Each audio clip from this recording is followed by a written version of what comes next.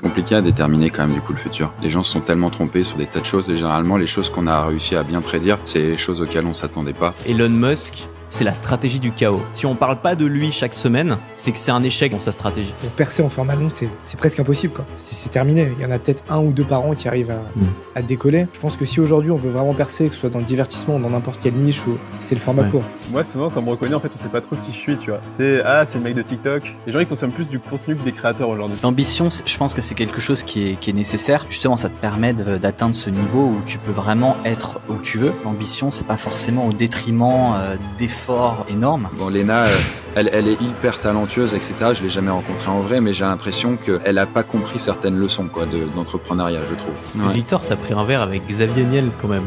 Ouais. Pendant 1h30. Ouais. Tu veux nous raconter ? Salut, c'est Antoine. Avant de commencer cet épisode, j'ai une bonne nouvelle. T'as pas besoin de prendre de notes. Mon équipe a créé une fiche qui récapitule tout ce qui a été dit, les meilleurs conseils, les phrases pépites, tous les outils avec les liens. Et tu peux télécharger cette fiche gratuitement et maintenant en cliquant sur le lien qui est dans la description ou en te rendant sur yumpodcast.com tout attaché. Je te laisse tout de suite avec les invités. Bonjour, bienvenue dans ce nouvel épisode de Yum. Aujourd'hui, je reçois 4 invités de marque. Victor Apchi, fondateur du guide ultime, 300 millions de vues sur les réseaux. On a créé une formation ensemble qui s'appelle Ultra Viral. Chris de Poisson Fécond, le youtubeur légendaire, 3,3 millions d'abonnés sur YouTube. Haïm H, l'hypnotiseur de TikTok, que j'ai interviewé il y a pas longtemps sur la chaîne aussi. Et puis Félix, que vous commencez à connaître. On a cofondé une boîte ensemble qui s'appelle La Forge, qui libère les entrepreneurs des tâches administratives. Et je voulais commencer par une question un peu bizarre, sachant qu'elle va pas concerner tout le monde. Est-ce que vous avez payé pour la vérification Instagram? Alors je suis sûr que Victor déjà et Chris, vous l'aviez déjà, question. Donc vous en avez rien à foutre. J'ai pas la vérif Insta moi, du coup, et à chaque fois que je faisais la demande, ça a été rejeté ou je sais pas quoi. Et apparemment, faut payer 15 balles, donc j'avoue, je l'ai pas trop fait encore. Et comment c'est possible? Mais attends, comment c'est possible que tu l'aies pas? Parce que pour demander la vérif Insta, jusque là, il fallait avoir des articles de presse. T'as forcément eu des articles.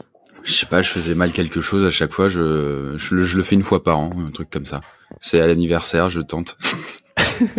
Victor, tu l'avais déjà, toi?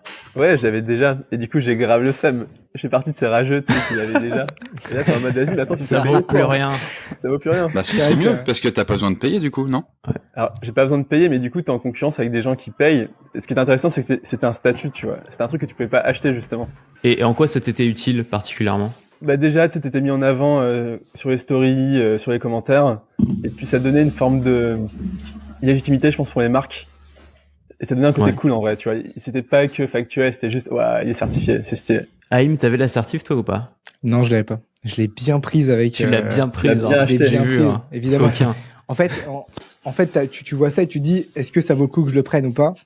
Et je pense qu'à partir d'un certain nombre d'abonnés, ça vaut largement le coup de la prendre. Et de la payer, quoi. Moi, surtout en ce moment, c'est un peu flou, tu vois. Ouais. Alors ouais, c'est ça, les gens ils savent pas encore. Exactement. Moi je l'ai prise officiellement parce que j'ai plein de faux comptes qui essayent d'arnaquer mon audience, et officiellement parce que putain, j'ai enfin la vérif Instagram, tu vois. Et en fait ce que je trouve cool avec, c'est que en fait c'est une vraie vérification, c'est-à-dire qu'il vérifie ton identité, tu dois envoyer une photo de ta carte d'identité. Et t'es obligé de mettre ton vrai nom. Si tu mets pas ton vrai nom, moi par exemple j'ai dû changer, c'était Antoine BM, j'ai dû mettre Antoine Blanche Maison parce qu'Antoine BM ils me l'ont refusé. Et je trouve ça intéressant en fait parce qu'on revient en fait à la vraie nature de la vérification et peut-être ce qu'aurait dû être la vérification depuis le début, qui est tu sais que tu parles à cette personne et pas à un faux compte. Et pour ça je trouve qu'en fait c'est pas mal parce que ça permet d'avoir moins d'anonymat, donc peut-être de meilleurs comportements parce que quand on est anonyme on se comporte pas de la même manière que quand on l'est pas. Et ça permet d'être sûr d'avoir affaire à la bonne personne et pas à un faux compte justement. Et normalement dans les features que t'as pour genre 15 ou 17 balles par mois, je sais plus. Je crois que si tu payes via Apple, c'est genre 17. Les avantages que t'as, c'est pas que tes contenus sont mis en avant ni rien, il y a aucun impact sur l'algorithme, mais il y a un processus actif de recherche et de suppression des faux comptes. Et ça, s'ils le font vraiment, je sais pas s'ils le font vraiment, mais pour l'instant, j'ai pas eu de retour concernant de nouveaux faux comptes sur mon profil. Mais s'ils le font vraiment, c'est quand même pas mal. Et on revient en fait à la vraie nature de la vérification. Félix, tu l'as fait toi? T'as un peu retourné ta veste quand même, Antoine. Quand c'est sorti, je te demandais, tu le prends pas. Tu disais mais non, j'ai pas envie de changer. Je veux que ça soit Antoine BM, machin. Je veux pas qu'il y ait mon nom de famille et machin. Et là, après, j'ai vu quelques jours après, t'avais retourné ta veste. 3 minutes plus tard, j'ai craqué. Il s'est passé quoi dans ta tête, Antoine? Bah ça, le truc des faux comptes, et j'ai voulu essayer. Voilà. Et en fait, je me suis dit, j'aime bien le fait que ce soit une vraie vérification. En fait, je me suis dit, ils l'ont fait de la bonne manière. En fait, contrairement à Twitter qui ont mélangé les deux, c'est-à-dire qu'ils ont mis un fourre-tout vérification, où en fait, t'es pas vraiment vérifié en tant qu'être humain, donc tu peux être n'importe qui, mais t'as des avantages du style un meilleur reach, etc. Et en fait, je suis pas contre le fait qu'ils lancent un abonnement payant, mais ils auraient pas dû le mettre sous l'égide de la vérification. Parce que du coup, t'as plein de faux comptes où les mecs marquent parodie dans le titre, mais ils le mettent juste assez loin pour que ce soit tronqué, donc tu le vois pas marqué. Et du coup, en fait, tu sais jamais à qui tu t'adresses, quoi. T'as des faux comptes Elon Musk, t'as des faux comptes pour tout le monde, pour tous les politiciens, avec des petits badges validés à côté. Et en fait, il sert à rien pour les gens qui n'ont pas le badge validé, pour les gens à l'extérieur. En fait, le badge validé, il sert à rien. Il te dit juste, OK, la personne, elle paye un abonnement. Mais ça apporte aucune valeur. Alors que sur Insta, tu dis, OK, la personne, c'est vraiment elle, quoi. Mais t'es sûr qu'Antoine BM, ça passait pas? Parce que normalement, on peut. Ok, d'accord. Parce que j'ai vu des gens qui ont réussi à mettre des. Mais attends. Après, on pourrait même changer l'orthographe, etc. Des noms. Ouais, mais du coup, ça veut dire que t'es obligé d'afficher ton vrai nom si tu veux être vérifié sur Insta. Ouais. Ton vrai nom, le nom de la carte d'identité. Exactement. Alors, Haïm, c'est mon vrai nom, c'est mon 3e prénom. Donc c'est archi mort, moi, du coup. Je vais pas m'appeler Brice Idier. Enfin, ça n'a pas de sens. Et ben, pourquoi pas? Non, du coup, tant pis, je m'en bats. En fait, peut-être que t'as toujours aussi la vérif si t'es juste connu. Et donc, tu peux l'avoir sous un pseudo. Parce qu'ils ont pas enlevé la vérif aux gens qui l'avaient déjà, tu vois. Donc, les gens qui l'avaient déjà, ils pouvaient être sous un pseudo. Mais en tout cas, les personnes qui payent aujourd'hui pour la vérif, en effet, ça doit être le nom qui est marqué sur ta carte d'identité. D'accord. Bon. Et je pensais à un autre truc, c'est que, aujourd'hui, tu sais, je sais pas si vous avez vu les vidéos, mais on voit de plus en plus de fake vidéos générées par l'IA, de personnalités publiques, de gens qui ont, tu vois, t'as un mec qui a repris des vidéos de Squeezie ou des vidéos d'Emmanuel Macron et qui leur fait dire des trucs. Et en fait, maintenant, comme on commence à maîtriser la voix et l'image, on peut vraiment créer des fausses vidéos de gens qui disent des trucs qu'ils ont jamais dit. Et en fait, je pense que tout le monde est là en mode catastrophisme. C'est la fin de la vérité. On saura plus ce qui est vrai, ce qui est faux. En fait, la vérité, ça a toujours été une histoire de source. Est-ce que la source est crédible ou pas? Et je pense que le fait de proposer des vérifications d'identité, c'est peut-être le début, tu vois, d'un nouveau mouvement qui va avoir lieu obligatoirement pour savoir si la source de la vidéo, si la vidéo est authentique en fait, ou si le message est authentique, en sachant si la source est authentique ou pas. C'est vrai que du coup, on n'était pas trop confronté à ça jusqu'ici au niveau des vidéos, mais peut-être d'ici quelques décennies, ça va être peut-être obvious. Je sais pas, c'est compliqué à déterminer quand même du coup le futur. Les gens se sont tellement trompés pour des tas de choses. Et généralement, les choses qu'on a réussi à bien prédire, c'est les choses auxquelles on s'attendait pas. Les smartphones, très peu de personnes ont prédit ça, quoi. Alors que du coup, les gens prédisaient des voitures volantes, quoi. Qui a prédit X? Elon Musk, sans doute. Ça va être le seul. Moi, je crois que j'ai enfin compris Elon Musk avec le truc de X là. C'est que en fait, Elon Musk, c'est la stratégie du chaos, tu vois. C'est-à-dire que son truc, si on parle pas de lui chaque semaine, c'est que c'est un échec dans sa stratégie. Et donc j'ai vraiment l'impression qu'il va faire des trucs qui sont même pour lui, à mon avis, pas forcément rationnels ou pas forcément logiques, mais il faut qu'il fasse un coup d'éclat toutes les semaines pour ramener l'attention à lui et donc pour ramener en fait des utilisateurs dans ses services, pour ramener des utilisateurs sur Twitter. Parce qu'en fait Twitter, c'est ça. Twitter, c'est là où l'attention est. Et donc en fait finalement Elon Musk c'est peut-être la meilleure personne pour le gérer parce que c'est lui, à lui seul en fait, il est la campagne marketing de Twitter. Carrément. C'est un peu une remarque de troll ça quand même, non? Tu le penses vraiment? C'est juste pour animer le débat. Non, j'en sais rien, mais j'essaie de comprendre ce qu'il fait, tu vois. Moi, après, je suis pas d'accord avec 90% de ce qu'il dit, mais je commence à comprendre en fait la stratégie du personnage. Tu vois, là, il y avait Thread qui est arrivé dans la bataille, qui était excitant, c'était nouveau, il y a pas mal de gens qui ont voulu tester, et d'un coup, Twitter devenait un peu ringard. Le fait de rebrander Twitter X, de dire ok, c'est quelque chose de nouveau, il y a un nouveau logo, on va faire des trucs chelous, on va foutre un énorme X sur le bâtiment, les voisins ils vont porter plainte, on va l'enlever le lendemain. Alors, tous ces trucs-là, en fait, c'est un truc de regardez, c'est là où ça se passe en ce moment, ça se passe ici. Et donc, si vous voulez être là où ça se passe, et c'est ça en fait Twitter, si vous voulez être là où ça se passe, c'est sur Twitter, c'est pas sur Thread, c'est pas sur Mastodon ou la concurrence, c'est là en fait. Et Elon Musk est l'incarnation vivante en fait de ça. Et tu pourras vérifier toutes les semaines, tu regardes l'actualité tech, il est en haut des articles, quoi. C'est un truc de fou. Il a une capacité à capter l'attention qui est incroyable. Il y a pas longtemps, il y a une vidéo YouTube sur toi. Antoine, là, d'une meuf qui teste ta formation. Bah oui, mais il paraît que c'est ta meilleure. Mais il paraît que c'est ta meilleure pote, Haïm. Mais c'est une pote, enfin c'est une connaissance de Mira. Elle lui a envoyé un message, elle a pas répondu. Voilà. Parce que nous, on veut l'inviter sur Yum. Ah, ça En pourrait être cool, vrai, ça serait super. Mais faut pas qu'elle se sente piégée ou quoi que ça. En vrai, ce serait super intéressant, je trouve, si par hasard elle écoute. Ce serait de créer vraiment un peu un débat avec des formateurs et des gens qui ont plutôt une mauvaise image de la formation en ligne. Et d'essayer de débattre et de mettre sur table. Parce qu'en vrai, il y a des bons arguments, je trouve, dans les gens qui aiment pas la formation en ligne. Il y a eu tellement d'événements qui ont un peu écorné l'image des formateurs que je trouve que ça serait intéressant de mettre tout ça sur la table. Un faux témoignage, c'est ça? Non. Quelqu'un qui critiquait? Ah non, c'était pas un faux témoignage, c'était une meuf qui avait fait une vidéo sur les formations d'Antoine en mode encore une école pour percer sur Instagram. J'infiltre une école d'influenceurs. Mais en fait, je pense que cette youtubeuse, elle s'en fout un peu, tu vois, de passer sur une émission, etc. Parce que au fond, je pense qu'elle pense pas que c'est une arnaque. Au fond, je pense qu'elle a vu cette école, elle s'est dit tiens, je vais en faire une vidéo YouTube à la base parce qu'elle a fait une première vidéo avec une école. Et elle s'est dit oh putain, ça peut être un titre de vidéo YouTube intéressant. J'infiltre un réseau d'influenceurs, tu vois. Elle a testé le truc, elle a vu que la vidéo a marché, elle s'est dit bah tiens, je vais faire une partie 2. Elle a recherché un peu formation percée sur Insta, elle est tombée sur toi, je pense. Hein. Elle s'est dit allez, je vais faire une deuxième partie. Mais tu sais, en mode il faut que je sorte une vidéo YouTube par semaine. En vrai, c'est du bon divertissement. La vidéo, elle est intéressante. Il y a du suspense. T'as envie de savoir quelle va être la conclusion. Il y a toujours le côté un peu critique. T'as envie de savoir si le mec va se faire démonter ou pas. Et c'est en vrai, ça se regarde tout seul. Hein. Et d'ailleurs, sa vidéo, elle a cartonné. Tu vois, genre les miniatures, elles sont magnifiques et c'est trop bien fait. Putain, tu dis l'âge d'or de YouTube, il est un peu passé, quoi. Ah, bah ça tombe bien. On va en parler. Chris, ça fait combien de temps que t'es sur YouTube, toi? 12 ans, monsieur. 12 ans. Ouais. Le papa, quoi. C'est pas loin, mais pas avec le même nombre d'abonnés là. J'ai pas eu exactement les mêmes résultats, malheureusement.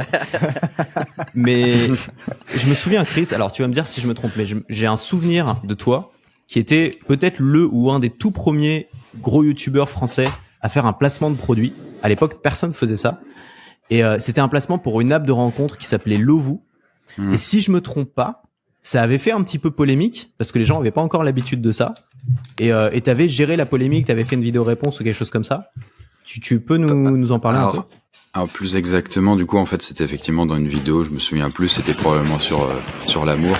Et du coup, il y avait une marque qui m'avait contacté, je me souviens plus comment ça s'était fait, mais ils m'ont dit, ouais, ça te dirait pour 10 000 euros, tu places la marque. Je fais OK. Et ça, vraiment, le placement, c'était vraiment à la TikTok, hein. Ça durait 5 secondes. Ouais. Et c'était terminé. On n'en parlait plus de la vidéo. 5-10 secondes maximum, je pense. Alors qu'aujourd'hui, c'est 2 minutes, etc. Les marques, elles sont un peu plus pénibles. Enfin bref, ça s'est professionnalisé, quoi. Mais les gens, ils en auraient jamais entendu parler si de toute façon, j'avais pas dit que ça m'avait coûté, enfin, ça m'avait fait gagner 10 000 euros. C'est juste que quand je fais des vidéos EDK, donc où je parle un petit peu, où je parlais de la vie de l'entreprise, de mon parcours, comment je progresse, machin. Et je disais, bah ouais, j'ai fait cette OP, ça m'a rapporté 10 000 euros, je suis transparent, voilà, quoi. Mais il y a pas eu de polémique. Enfin, dans ma tête, il y a pas eu de polémique. J'ai dit juste le prix. Il y en a qui ont été scandalisés, probablement. Il y en a qui ont fait, c'est cool.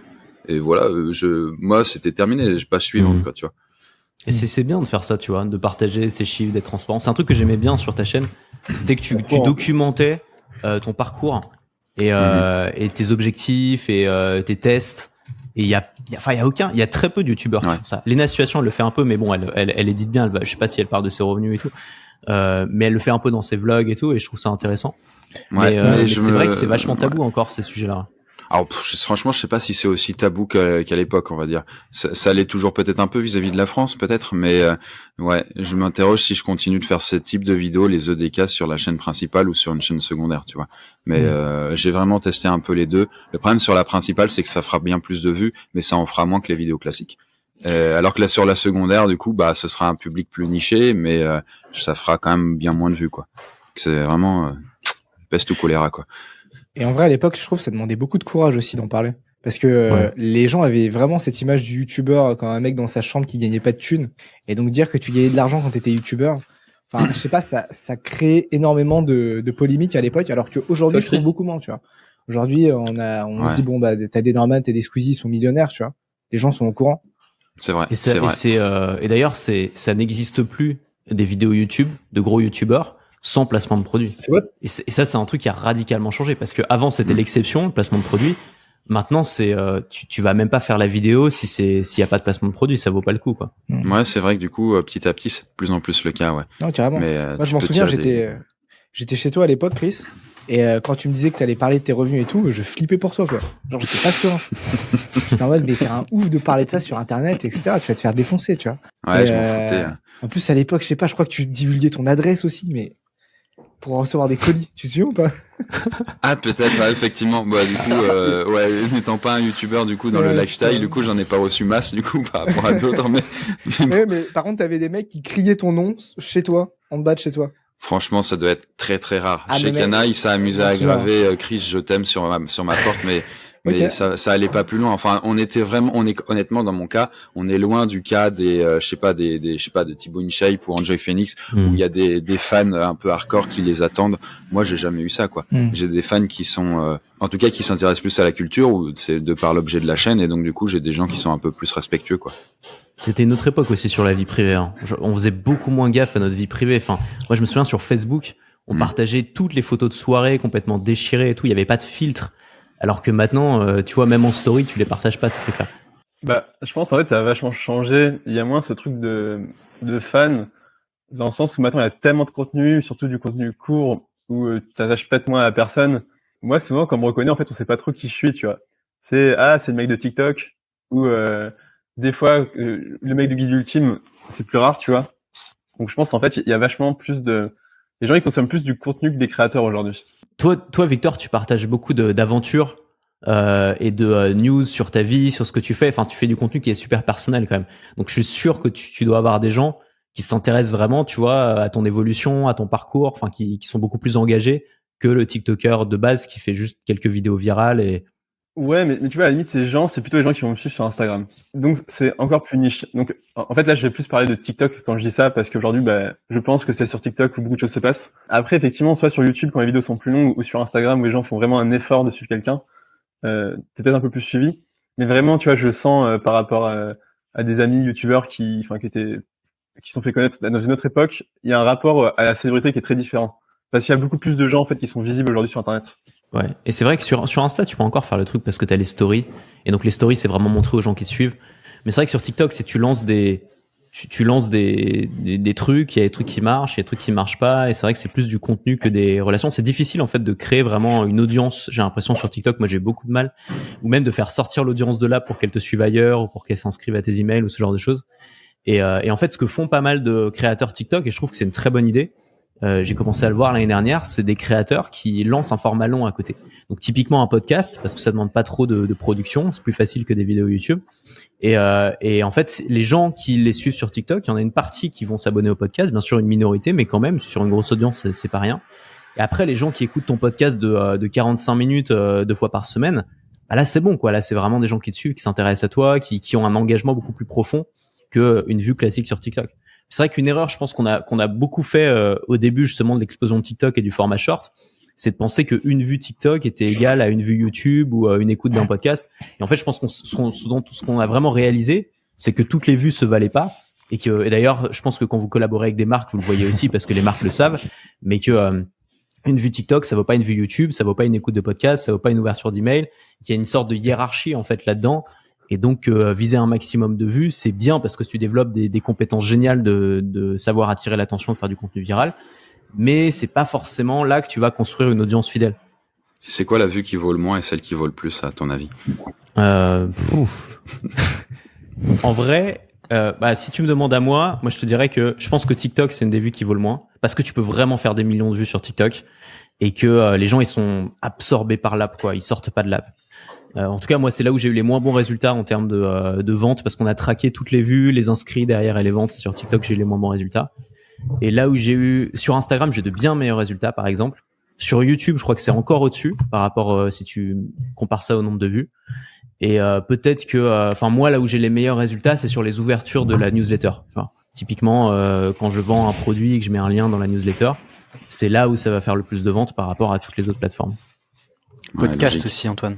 Podcast aussi, ouais. Podcast, c'est génial le podcast que les mecs ils écoutent pendant longtemps. Enfin, t'as des taux de rétention sur un épisode de podcast qui ont rien à voir avec YouTube. Par exemple là, l'épisode de Yum, il sera mis sur YouTube et il sera mis en audio en podcast. Sur YouTube, la moyenne ce sera peut-être entre 15 et 20 minutes d'écoute. En podcast, ce sera quelque chose comme 50 minutes, quoi. Donc vraiment rien à voir. Ah ouais. Ok. Et aussi, je pense que ça veut dire beaucoup de choses sur l'audience qui écoute. Parce que quelqu'un qui est juste capable de mater des TikTok de 10 secondes, versus quelqu'un qui peut écouter un podcast et rester concentré pendant 1 ou 2 heures, c'est complètement différent, quoi. Et je pense que l'une des audiences sera beaucoup plus apte derrière à acheter des formations qu'une autre. C'est pas le même mode d'écoute aussi. Du coup, pour 50 minutes, t'es en train de faire plein d'autres trucs à côté. Je me sens quand même. Je c'est vrai. Mais du coup, c'est vrai que ton attention est moins dispersée. Souvent, tu fais des trucs manuels, genre tu conduis ou tu fais la cuisine, mais t'as pas genre des trucs qui clignotent dans tous les sens. Genre sur YouTube, t'as quand même toutes les suggestions. C'est facile de cliquer ailleurs et de partir. Quand t'écoutes un podcast, tu mets ton téléphone, enfin t'éteins l'écran de ton téléphone et tu fais autre chose et donc tu laisses le truc tourner. Et ça laisse plus de temps au créateur pour diffuser son message et pour créer une relation, je pense. Bah, YouTube, en vrai, en l'occurrence, pas tant que ça, hein, je trouve, du coup. TikTok, un simple swipe, du coup, tu passes à la vidéo suivante. Ouais. YouTube, c'est un chouïa plus compliqué et surtout, alors moi, ma pratique est peut-être différente des gens, mais comme j'ai une télévision chez moi un peu grande, en fait, du coup, je mets sur ma télé, je mets en grand écran et du coup, j'ai pas d'autres distractions, sauf si je fais d'autres trucs à côté, mais quand je regarde la vidéo, je regarde la vidéo. Et même si t'es sur ton téléphone, tu la mets en grand écran, tu te mets en format horizontal, ou alors même si tu restes en vertical, c'est moins confort. Et là, tu as les suggestions en bas. Mais bon, je trouve ça passe, quoi, du coup, sur YouTube. T'es moins tenté de te barrer que sur TikTok. C'est logique. Ouais.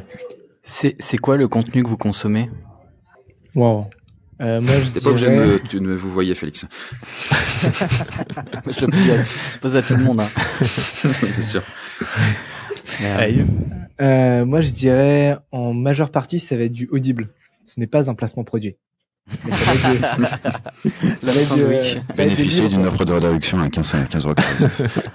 Bah, en fait, vu que je vais à la salle tous les jours et que au sport, souvent, j'écoute des livres, surtout en ce moment, bah, en fait, je pense que c'est ça que je consomme en majorité. Et ce que je trouve très fort avec les podcasts, etc., c'est que ça vient un petit peu remplacer ta pensée. En fait, c'est un truc qui tourne dans tes oreilles et du coup, tu penses moins. Et ce truc-là vient penser à ta place. Et je pense que ça... Là, j'y réfléchis depuis tout à l'heure, je pense que ça s'apparente à une forme d'hypnose. Hein. Et donc, ça peut être très fort derrière si tu veux vendre des produits, etc. Je suis en train d'y penser, là. Et justement, tu as une formation sur l'hypnose en ce moment à moins 50%. Pas du tout, non. Mais, alors moi, j'adore les podcasts, c'est pareil au sport, j'écoute que ça. Mais les livres audio, j'ai plus de mal. Et je sais pas si c'est parce que ça a été fait pour être lu plutôt qu'écouté. Mais je trouve qu'un livre, c'est, tu vois, moi, j'ai du mal à rester focus, en fait, sur le livre. Très vite, ma pensée, elle s'en va et je suis obligé de revenir en arrière et de revenir en arrière et de revenir en arrière. Alors que le podcast, comme c'est plus organique, tu vois, c'est une conversation, ou même si c'est un mec qui parle tout seul, tu vois, c'est pas écrit, c'est plus spontané. Je trouve ça beaucoup plus facile à suivre en audio. Je sais pas vous. Je sais pas, ouais, mais ça dépend. Ça dépend aussi du podcasteur. Je sais pas, il y a des podcasts, moi je peux pas, c'est impossible, quoi. Ouais, après c'est différent, c'est un langage oral évidemment le podcast, donc du coup tu vas pas t'emmerder en fait avec une belle littérature dans les mots que tu utilises, ça joue. Ouais. Le bouquin, tu peux avoir plus de friction si c'est un écrit qui est transposé à l'oral, ouais. Disparu. Chris, tu veux répondre? Drop the mic. Sur le type de contenu. Ouais, bah après moi c'est YouTube surtout beaucoup. Ouais. Mais étant abonné à YouTube Premium, du coup, je paye en plus pour YouTube Premium, ce qui est abusé quand même. Je sais pas si YouTube ils pourraient pas dans leur ils se disent mais putain tous les YouTubeurs on les rend gratis, enfin alors l'abonnement, mais du coup non on doit payer. C'est fou. On l'a perdu. Ah, il a disparu. Vous m'entendez, ça va? Ouais. Ok. Je disais juste YouTube Premium, moi je paye. Mais du coup, ouais, c'est surtout du contenu YouTube. Et après, avec YouTube, je peux un peu tout avoir, même les musiques et ce genre de choses. Et donc, je très très souvent des formats longs. Je suis de plus en plus tenté. En fait, quand il y a une vidéo qui fait 10 minutes, sauf si la thématique m'intéresse, je vais hésiter, quoi. Je vais dire, putain, c'est pas assez long, ça va me saouler, je vais devoir changer après. Mais je préfère les trucs qui font 20 minutes ou plus, ouais. Bah, un truc avec YouTube Premium, c'est que tu peux écouter les vidéos avec l'écran de ton téléphone éteint. C'est une des features qui est dans le pack, quoi. Et donc, en fait, tu peux vraiment écouter des podcasts. Enfin, tu peux écouter des vidéos, quoi. Et c'est vrai que les vidéos courtes, souvent il y a beaucoup de visuels et tout, donc t'as pas forcément envie de les écouter, mais les vidéos longues ou genre les interviews typiquement, ça s'écoute en fait. Il y a beaucoup plus de contenu sur YouTube qu'en podcast. Victor? Bah, moi, un peu comme vous, pas mal de podcasts, notamment quand je fais du vélo. Parce que bah, c'est bien en fait ton attention, tu peux faire autre chose en même temps. Et donc c'est assez une manière assez pratique de rentrer l'information. Après je vais un peu sur YouTube, mais je vais plus en mode veille. Je vais pas par habitude de divertissement, tu vois. Pour voir ce que fait Squeezie, ce que fait Une Situation, ce que fait MrBeast. Un peu pour voir un peu ce qui fonctionne et tout. Je suis un peu curieux, mais c'est pas forcément une utilisation régulière et vraiment, tu vois, faite juste pour me divertir. Et parfois je me perds aussi un peu sur TikTok et Insta. Mais là c'est pas, tu vois, c'est pas des trucs où je trouve qu'il y a trop de valeur parce qu'en fait tu prends ton chute de dopamine. Mais vu que c'est du format hyper court où tu retiens pas grand chose, bah c'est pas forcément, c'est hyper divertissant, mais c'est pas ce qui m'apporte le plus de valeur. Félix, tu consommes quoi toi? Principalement podcast. Je passe des heures sur les podcasts. Je marche, je vais faire la vaisselle, je vais cuisiner. Podcast numéro 1 et ensuite YouTube. YouTube, ouais. Comment vous trouvez vos podcasts, vous? C'est une vraie question parce que c'est pas facile. En plus là c'est l'été donc il y a plus rien qui est posté. Moi c'est l'enfer. Tous les jours je scrolle, il y a rien de neuf. Et en plus il y a pas vraiment de système de recommandation. Ce qui est bien pour les créateurs d'un côté parce que ça permet de garder notre audience plus longtemps. Mais pour se faire connaître via un podcast, bon courage. Ah ouais. Donc moi c'est plus de la. Parfois je me balade un peu dans Apple Podcast, je regarde un peu les classements, les recommandations, tout ça. Mais souvent c'est du bouche à oreille. Tu vois, je découvre un podcast parce que quelqu'un en a parlé. Je l'écoute et en fait je vais écouter beaucoup plus longtemps les podcasts justement que je vais suivre des créateurs YouTube par exemple parce qu'il n'y a pas ce système de recommandation et en fait j'ai pas pléthore de choix dans une journée de trucs à écouter quoi. C'est dingue quand même ça. Ils pourraient pas mettre un swipe et tu passes au suivant. À la TikTok. Attends, Spotify ils ont fait ça, t'as pas vu? Spotify ils ont mis un petit TikTok à l'intérieur pour les podcasts et en fait ils te mettent des extraits. Et tu swipes, et t'es exactement comme sur TikTok, et t'as un autre extrait, et t'as un autre extrait, et c'est comme ça qu'ils font de la recommandation sur les podcasts. Donc ça commence, hein. Okay, mais bon, ça a été mal accueilli. Ouais, bon. C'est pas la même audience. À Spotify, ils vont tout changer, a priori. Ils vont changer toute la plateforme, etc. Comment ça? Bah, ils vont, alors je sais plus exactement ce qu'ils vont faire, mais ils vont justement créer un truc basé que sur des recommandations et tout ça. Ils vont, a priori, il y a plein de choses qui vont changer dans Spotify. Mais mais en fait, bah ça, on a déjà les playlists et tout générées, tu sais, par algorithme. Mais en fait, sur les podcasts, le système algorithmique de découverte de podcasts aujourd'hui, je pense que c'est les shorts en fait, c'est les shorts, les TikTok, les reels. En fait, la moitié de moi ce que je vois quasiment, c'est des extraits de podcasts en fait maintenant. Et c'est ce qu'on fait aussi avec Yum, tu vois, on prend des extraits, on les met sur short. Et quand les gens s'intéressent à l'extrait, ils peuvent découvrir le podcast. Mais ça, Antoine, c'est parce que t'as complètement été manipulé par l'algo. C'est l'algo, il te recommande ce que tu regardes. C'est logique. Ouais. Mais du coup, il y a un marché pour ça. Oui. Haïm, est-ce que tu veux parler des fake interviews? Est-ce que ça te dit quelque chose? Ça me dit tellement de choses. Elles sont tellement mal faites. C'est pas possible de faire des fake interviews aussi mal, quoi. Non, mais alors, du coup, il y a pas longtemps, j'ai rencontré des potes entrepreneurs et ils m'ont montré ce que c'était que des fake interviews. Et moi, j'ai trouvé ça super malin. Mais du coup, les mecs qui parlent tout seuls devant un micro, en général, il y a pas de réaction de la personne en face d'eux, etc. Et je trouve ça super mal fait, quoi. Attends, faut expliquer ce que c'est le truc. Donc tu te filmes dans un contexte d'interview, donc tu te mets un espèce de un gros micro comme t'as là, Haïm, qui est peut-être même pas branché, on sait pas, tu vois, avec des écouteurs, machin. Tu te mets dans un contexte, on a l'impression qu'il y a un mec en face de toi, il y en a pas forcément un. En fait, c'est comme une facecam, hein. C'est juste qu'au lieu de te mettre comme ça face à la caméra en mode salut à tous, aujourd'hui je vais vous parler de tel sujet, tu te mets juste comme ça et tu fais genre salut mec, alors aujourd'hui je vais te parler d'un sujet. En fait, donc c'est la même chose. Pour ceux qui écoutent, tu te mets un peu sur le côté et tu fais comme si tu parlais à la personne qui est à côté de la caméra.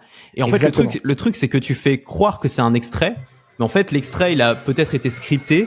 Et en fait, l'extrait, c'est le contenu en entier que t'as tourné. Mais ça ressemble à un extrait, et donc les gens ont l'impression d'avoir droit à une pépite, tu vois, qui a été tirée d'un podcast au hasard. Parce que là, par exemple, tu vois, si derrière tu veux faire un montage et en poster des formats courts, le truc, c'est que tu vas galérer. Parce qu'on on va à droite, à gauche et tout ça. Ouais. Et sur TikTok, pour attirer l'attention au début, sur le format court, hein, en général, même pas que sur TikTok, il faut avoir un hook de départ. Donc, il faut avoir une phrase qui va capter l'attention, qui va attirer l'attention. Et sur 2 heures de podcast, tu vas peut-être en trouver 1, 2, 3, tu vois. Peut-être que là, par exemple, ce que je viens de dire, tu vas pouvoir prendre une phrase, la mettre avant et la réarranger pour faire un truc assez intéressant, tu vois. Peut-être. Peut-être pas. Ce qui est bien, et quand tu fais des fake interviews, c'est que déjà moi je trouve ça plus naturel parce que je parle à quelqu'un, j'arrive mieux à parler à quelqu'un qui va parler à une caméra. Donc j'invite un pote littéralement, ou j'invite quelqu'un qui est intéressé par l'hypnose. Je dis est-ce que ça dit que je te parle d'hypnose pendant 1 heure? Il me dit oui. Moi juste je note mes hooks, donc ce que je dis au début, et après j'improvise un truc. Donc par exemple, où je lui dis est-ce que tu as des questions à me poser? Il me dit ouais, moi ça m'intéresserait de savoir par exemple comment se déstresser avec l'hypnose. Là typiquement c'est une dernière vidéo en mode fake interview que j'ai sortie et qui a bien fonctionné. Il voulait savoir comment se relaxer avec l'hypnose, comment baisser son stress avec l'hypnose. Donc je dis bah vas-y, pose-moi la question et je te réponds. Je te file une technique. Et il m'a dit est-ce que tu as une technique pour gérer ton stress? Et là derrière moi je lui explique une technique d'hypnose qui est toute simple. Et ce truc-là j'ai complètement improvisé, tu vois. Mais ça va être juste. Et ça marche? Bah la dernière sur TikTok elle a fait 200 000, sur Instagram elle a fait 600 000.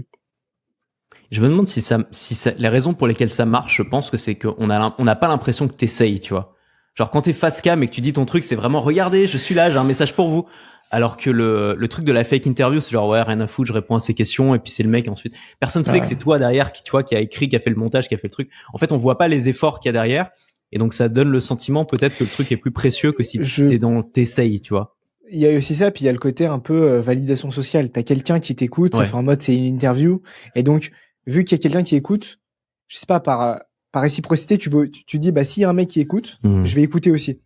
Et donc ça va plus catcher l'attention, tu vois. En fait, ça va rajouter un biais supplémentaire que simplement une facecam avec quelqu'un qui parle. C'est comme les faux rires dans les sitcoms, quoi. Ça influence en fait le comportement du viewer. C'est exactement ça. Donc ça rajoute quelque chose, et en même temps je trouve ça vraiment plus simple à tourner. C'est-à-dire que là j'en ai tourné 10 en 1 heure. C'est simple à monter, t'as pas besoin d'illustrer, t'as pas besoin de faire des zooms. Ça permet de créer du contenu assez facilement, quoi. Donc là, par exemple, ça m'a tenu 2 voire 3 semaines de vidéo. Ça m'a fait environ, je sais pas, j'ai dû faire au total 3-4 millions de vues avec, peut-être 3 millions de vues avec sur l'ensemble de mes réseaux juste avec ça. C'est cool, quoi. Je te sens chaud là, Félix. Tu veux qu'on lance notre empire de fake interview? Je disais, je pensais que c'était c'est le syndrome des Tinder, ça. C'est-à-dire, si tu vas sur Tinder, tu vas pas te foutre des photos où c'est toi qui prends la photo, etc. Il faut que il y a quelqu'un qui prend les photos, pour que tu te montres un air naturel, que tu sois dans la vie, pas coucou, c'est moi, et à montrer ta gueule, quoi. C'est vrai. C'est vrai que bonne comparaison, ouais. Tu simules une sorte de preuve sociale avec ça. Et aujourd'hui, ce format, il fait assez polémique. Mais je me souviens qu'à l'époque, les facecams, ça faisait polémique. C'était bizarre de parler à une caméra, tu vois. Aujourd'hui, c'est normal. Et en fait, c'est parce que ça fait polémique, parce que la plupart des gens qui le font, ils le font assez mal en réalité. Ils se mettent 2-3 quarts, c'est mal fait, ça se voit de ouf, c'est une fake interview, on n'y croit pas. Et en plus, c'est 100% fake, quoi. Enfin, c'est vraiment... Enfin, par exemple, le pire truc que j'ai vu, c'est le mec qui commence par une date, quoi. Il fait en 1848. Mais à quel moment tu vas dire ça à un mec qui parle? C'est trop bizarre.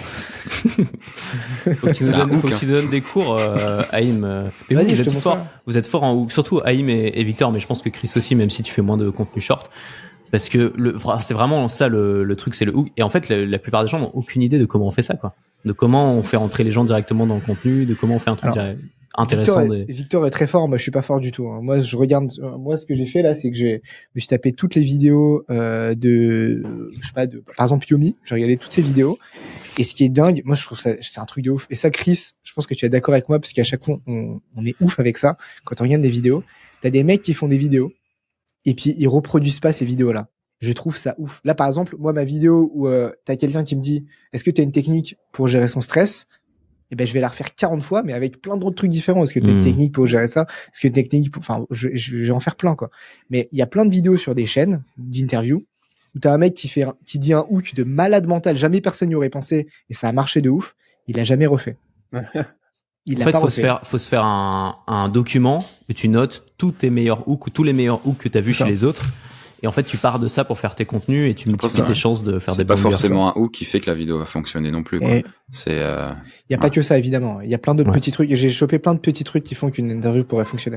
Mais par contre, le mec qui est très très chaud en hook ici, je trouve, c'est Victor, parce que lui, je trouve Victor, toi, t'as vraiment ce truc un peu intuitif avec les réseaux où tu vas regarder une vidéo, tu vas dire non mais là c'est de la merde, ça marchera pas, et souvent tu tombes juste. Et là tu vas dire là il y a un truc, tu vois. Tu vas savoir créer de la hype. T'as ce truc un peu, moi ça me fascine les gens qui ont ça. Il y en a très peu des gens que j'ai rencontrés qui ont ce truc-là naturellement. Et en plus, Victor, toi tu fais des vraies interviews et elles sont ouf tes interviews. Genre t'as fait des millions, enfin des dizaines, peut-être des centaines de millions de vues avec. Et franchement, moi j'ai déjà pleuré en regardant un de tes TikTok, quoi. T'es la seule personne avec qui ça m'est arrivé, quoi. Donc si t'as des petits secrets. Prochaine formation, faire les hooks et. Bah attends, il y a une partie des secrets que tu partages déjà dans la formation ultra virale qui est dans mon catalogue. Donc si les gens veulent avoir la totale. Et premier degré, hier j'ai croisé un mec à Marseille qui m'a dit qu'il avait suivi la formation et que ça avait vraiment genre changé son game sur les réseaux. Ah, c'est bien ça. Ça fait plaisir. Faut qu'il nous fasse un petit témoignage. Ah bah vas-y, je lui demanderai. Et pour répondre à ta question, ouais, notamment sur le format court, effectivement, le hook est assez important parce qu'en fait, une bonne vidéo où t'as plein de swipes, TikTok notamment dira c'est pas une bonne vidéo, tu vois. Parce que en fait, il faut vraiment capter l'attention des gens. En fait, moi, quand je regarde des vidéos, Aïm, quand j'analyse des vidéos, j'essaie de me mettre dans la position, pas de moi en tant que personne, mais qu'est-ce que ferait le consommateur qui est depuis 20 minutes sur TikTok, qui a le swipe facile, qui voit plein de choses, tu vois, et d'essayer de comprendre, tu vois, qu'est-ce que chaque élément raconte et qu'est-ce que ça va donner comme information à la personne et qu'est-ce qui va faire rester ou partir. Tu vois, je trouve qu'à chaque seconde, tu pourrais mettre pause et un peu analyser, ok, est-ce que là je reste, est-ce que là je pars. Et globalement, une bonne vidéo, c'est une vidéo jusqu'à la fin, tu dis, bah je reste, tu vois, et tu te poses pas la question. Et moi, mes vidéos qui marchent bien, c'est vraiment ces vidéos où je me dis quand je finis le montage, je vois pas un moment où je swiperais si j'étais spectateur. Ouais. Et c'est un truc que t'as eu intuitivement ou c'est un truc que t'as étudié? Bah, j'ai pas énormément d'attention, comme pas mal de millennials de cette génération, donc c'est pas mal, on a ça en commun.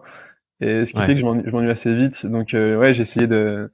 C'est assez intuitif chez moi. Après, il y a beaucoup d'analyse quand même, mais c'est un truc que je capte très vite, assez spontanément.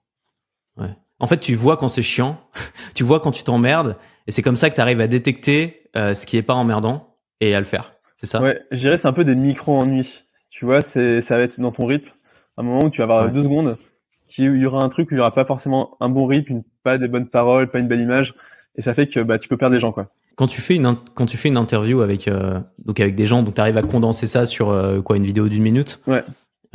Comment ça se passe? Genre comment tu les rencontres? Comment t'organises ça?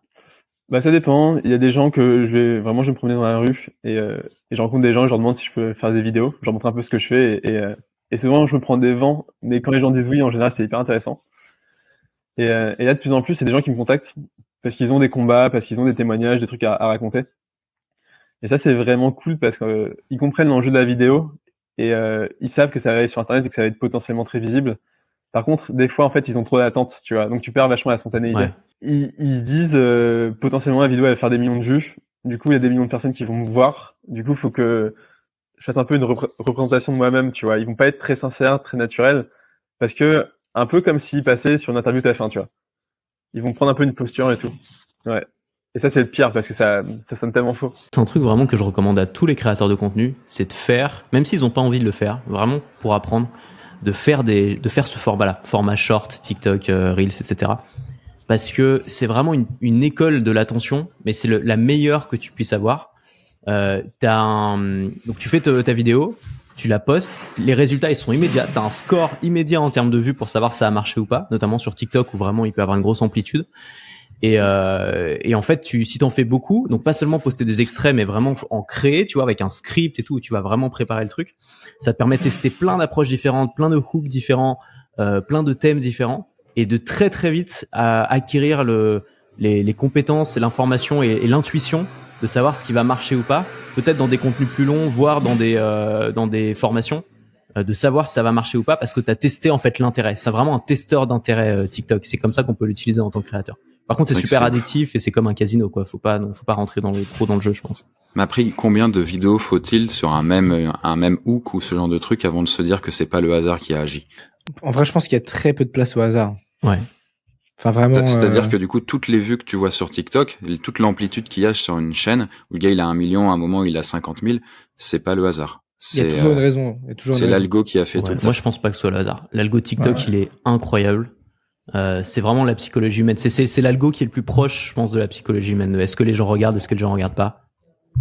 Et c'est intéressant parce que du coup, on a souvent dit le contraire. C'est que TikTok, on sait pas pourquoi ça fait X vues, là, ça en fait beaucoup moins ou beaucoup plus. Après, tu peux ne pas savoir. C'est pas pour ça que c'est du hasard. Tu peux ne pas le découvrir. Parce que TikTok te dira jamais pourquoi ça a pas marché. C'est à toi de le découvrir. Et après, il y a aussi les facteurs externes de la concurrence. Tu vois, en 2000, pendant le confinement, tout le monde a explosé sur TikTok parce qu'il y avait beaucoup de viewers pour pas beaucoup de créateurs. Aujourd'hui, ça commence à s'équilibrer, donc c'est plus difficile. Il y a aussi des facteurs internes. TikTok fait beaucoup de shadow banning. Quand tu fais une vidéo où tu parles d'un sujet un tout petit peu touchy, il peut te niquer complètement le référencement de ta vidéo. Donc il y a évidemment d'autres facteurs, mais je pense vraiment pas que le hasard joue un rôle important sur TikTok. Par contre, tu peux réussir par hasard sans le savoir, tu vois, mais il y a forcément une raison, quoi. Okay. Haïm, tu disais quoi? Je disais que sinon il perdrait trop d'argent, quoi. Ouais. L'attention, c'est ce qu'il y a de plus important sur la plateforme.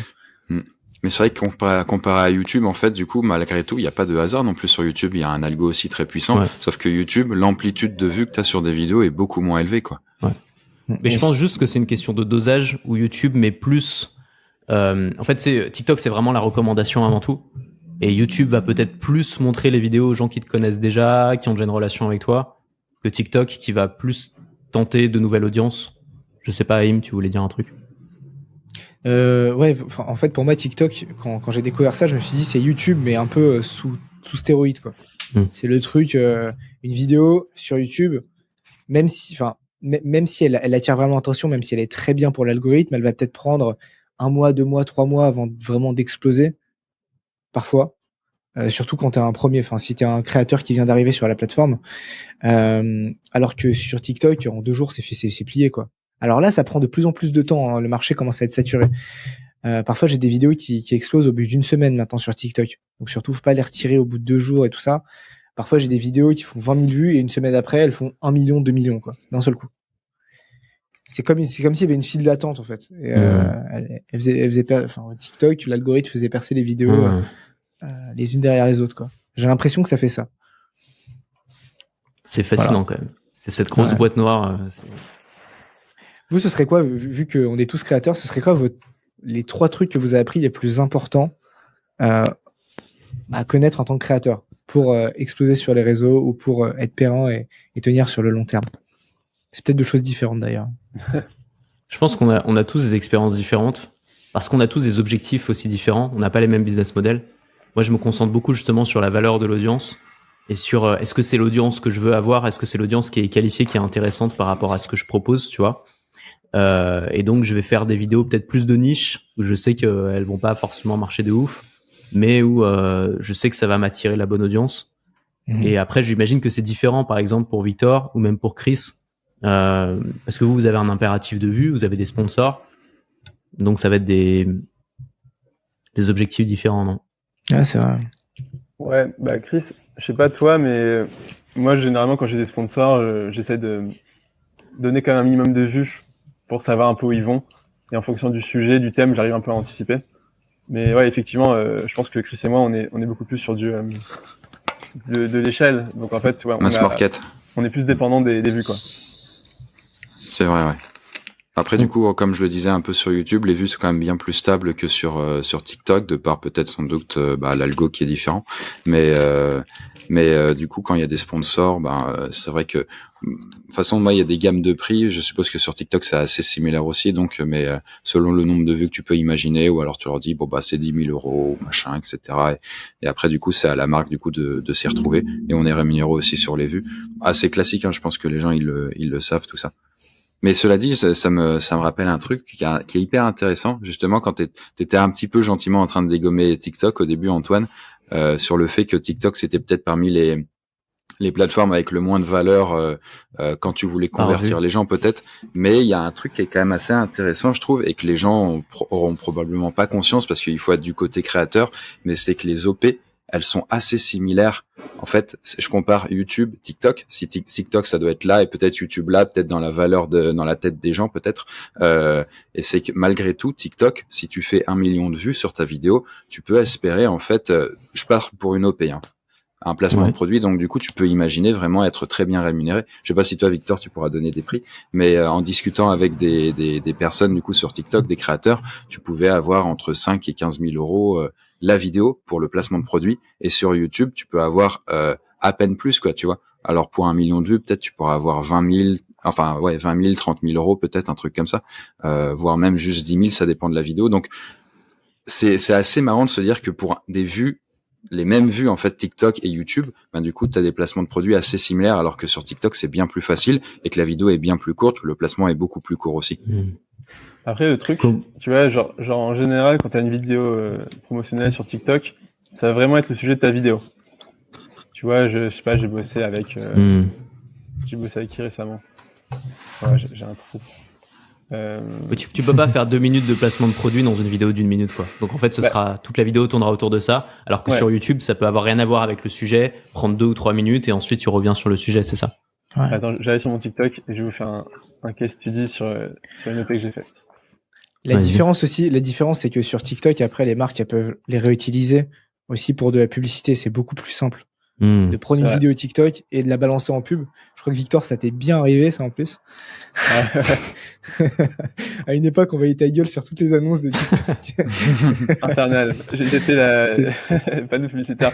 Par exemple, j'ai fait une vidéo là, pour Prime Video.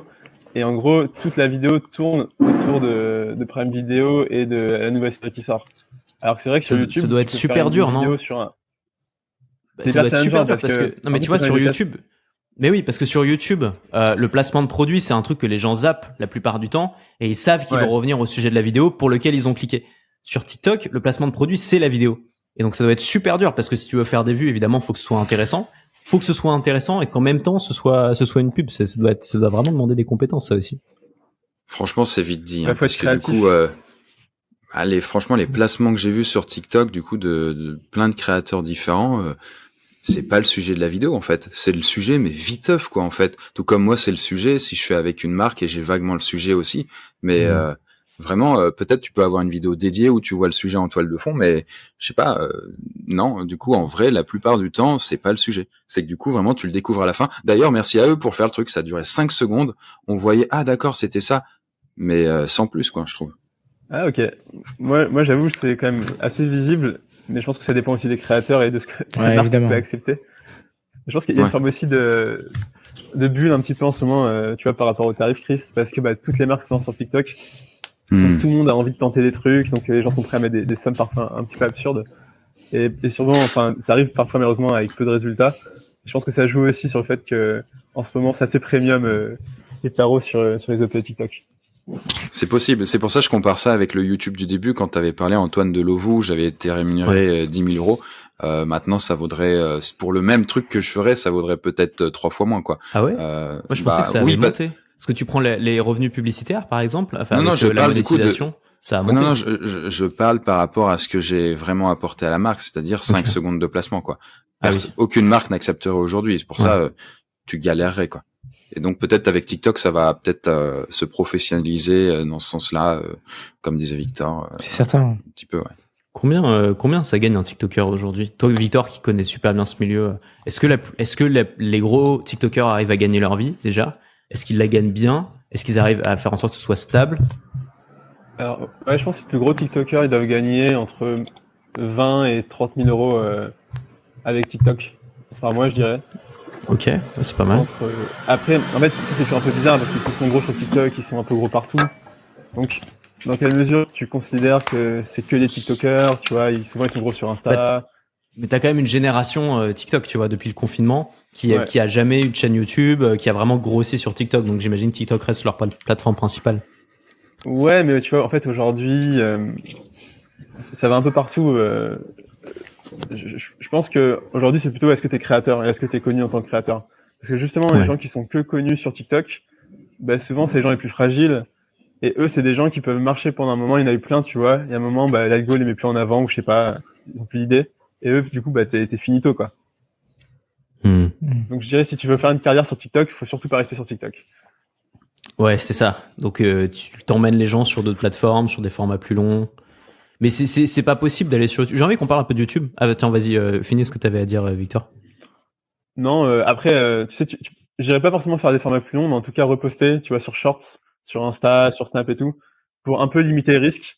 Et tu vois, t'as un contenu que tu publies sur différentes plateformes, et comme ça, t'as différents résultats, quoi. Est-ce que le taux de conversion fonctionne bien, par exemple, tu vois? Si tu fais ton contenu spécifiquement pour TikTok, après tu vas le remettre sur Insta ou sur les shorts YouTube. Bah, moi, je dirais, les vidéos qui sont vraiment des bangers, en général, ça marche sur toutes les plateformes. Ouais, j'ai eu les mêmes. Par contre, parfois c'est bizarre. Genre, parfois ça explose sur TikTok et ça marche bien sur Insta, mais sans plus. Parfois ça explose sur Insta et ça marche moins sur TikTok. Ouais. C'est vrai que globalement, en effet, j'ai eu les mêmes résultats l'année dernière. C'était tu fais des bangers, c'est un banger partout. Et en vrai, tu vois, c'est hyper safe parce que genre ta vidéo elle marche pas sur TikTok. T'es pas genre frustré, tu te poses pas un milliard de questions. Tu vois, tu prends plus de recul et t'analyses les résultats parce que t'as différents chiffres. Après Insta ça paye pas et YouTube c'est pas ouf non plus. Ouais, mais tu peux faire des OP. Les OP Insta, je trouve qu'elles payent assez bien.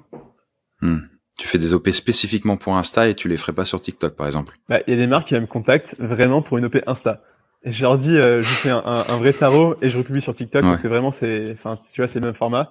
Et elles sont là, non, on a vendu aux clients de l'Insta, on va faire de l'Insta. C'est trop bizarre. Ah ouais, ok. Ouais, ça arrive. Vous êtes sûr, vous voulez vraiment pas plus? C'est vraiment un très beau gâteau. Non, on veut juste la petite part. Ouais, c'est ça, je veux ce gâteau. C'est tout. Après, des fois aussi, c'est parce que tu sais, ils vendent d'autres OP TikTok et tout.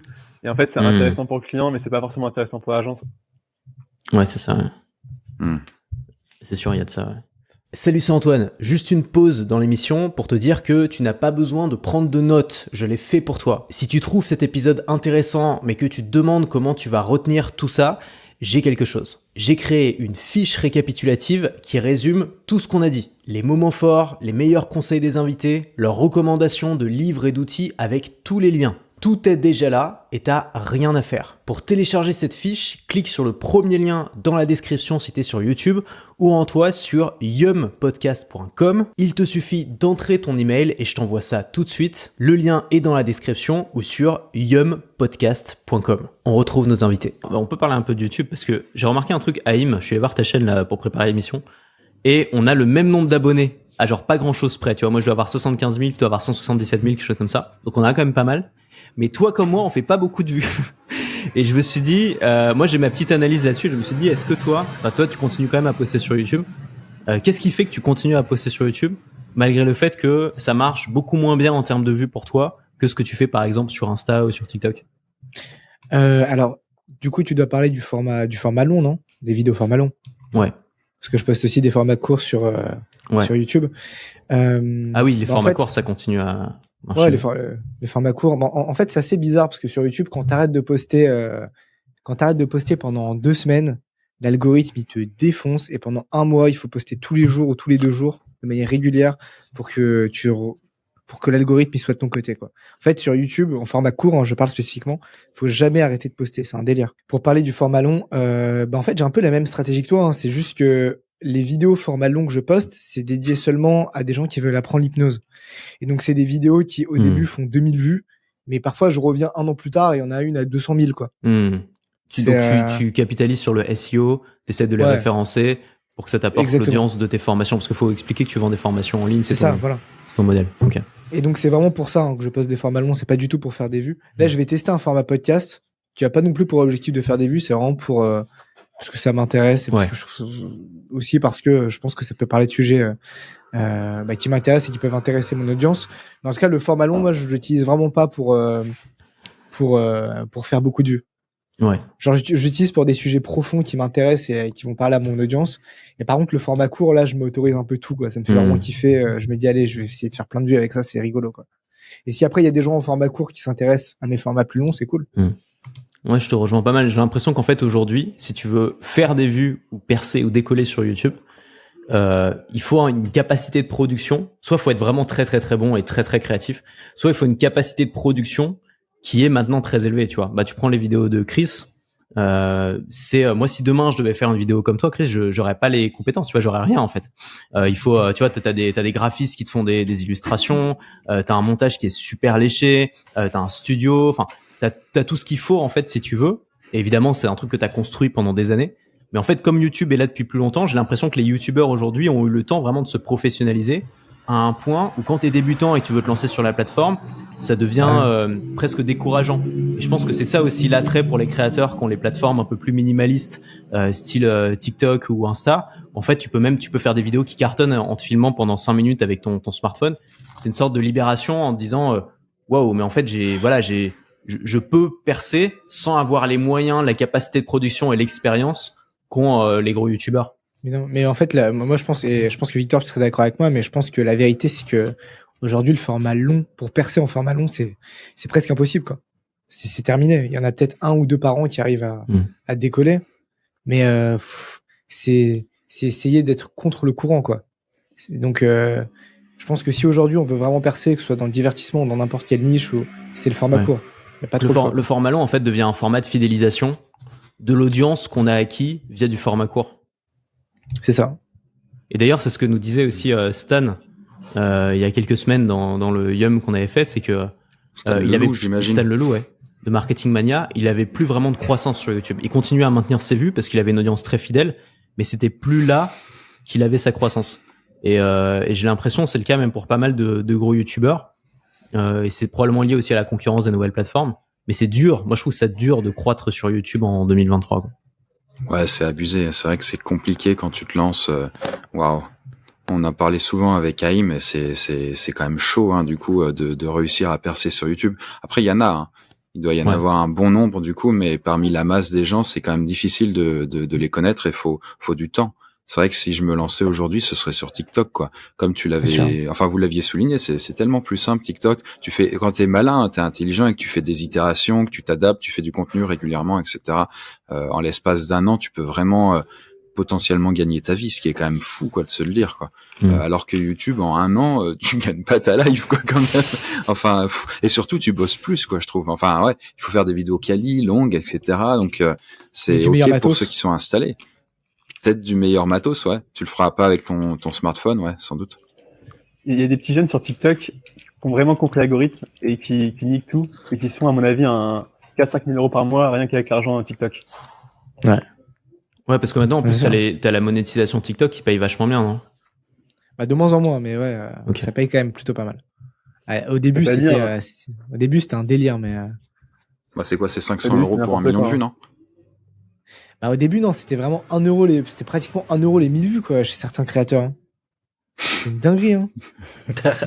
C'était un délire, genre, t'avais des TikTokers, ils faisaient des gros 10K par mois, enfin, c'était.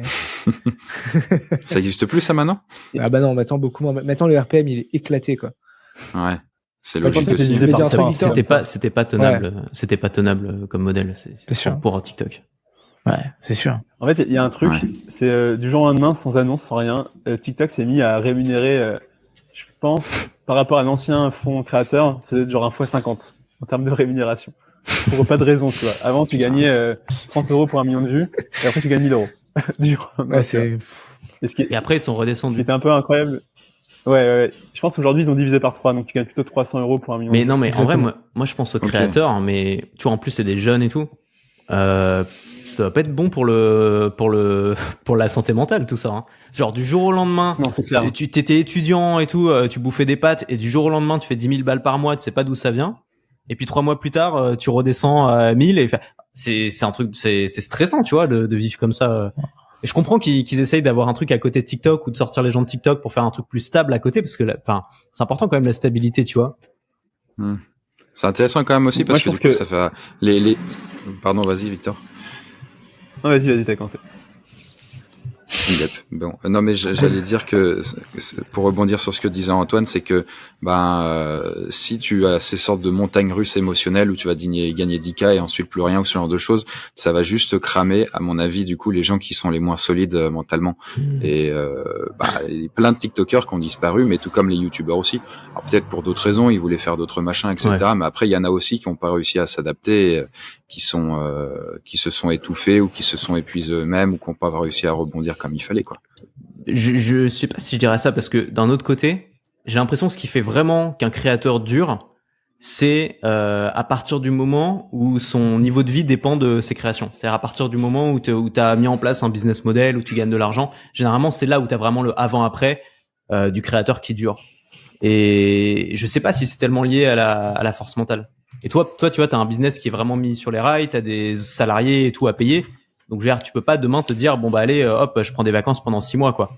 T'es dans ton système, en fait. Et moi, c'est pareil. Donc, j'ai l'impression que c'est plus ça qui joue. Et après, le mental, c'est plus quelque chose que tu subis, en fait. Les créatifs, ils ont tendance à être plus sensibles que les autres. Et donc, tu vas le subir, mais tu peux pas vraiment t'arrêter parce que t'as trouvé ta voie, t'as trouvé le truc qui marche pour toi. Et quand t'as trouvé ta vocation, surtout très jeune, c'est difficile de dire, bon, bah, j'arrête tout, quoi. Ouais, mais là, tu l'as conscientisé de manière très, très formelle. Mais en vrai, du coup, chez plein de créateurs, après moi, du coup, on a tous ici l'esprit entrepreneur. Donc, c'est différent. Moi, j'ai pris des salariés très tôt, etc. J'avais cette ambition et cette envie que ça soit automatisé aussi. Et j'en suis à un bon level, je suis content. Mais, comme j'ai suivi beaucoup de youtubeurs et je sais qu'il y en a beaucoup qui ont arrêté ou qui sont morts, ils avaient quand même une part d'eux, une conscience que du coup ils voulaient gagner leur vie.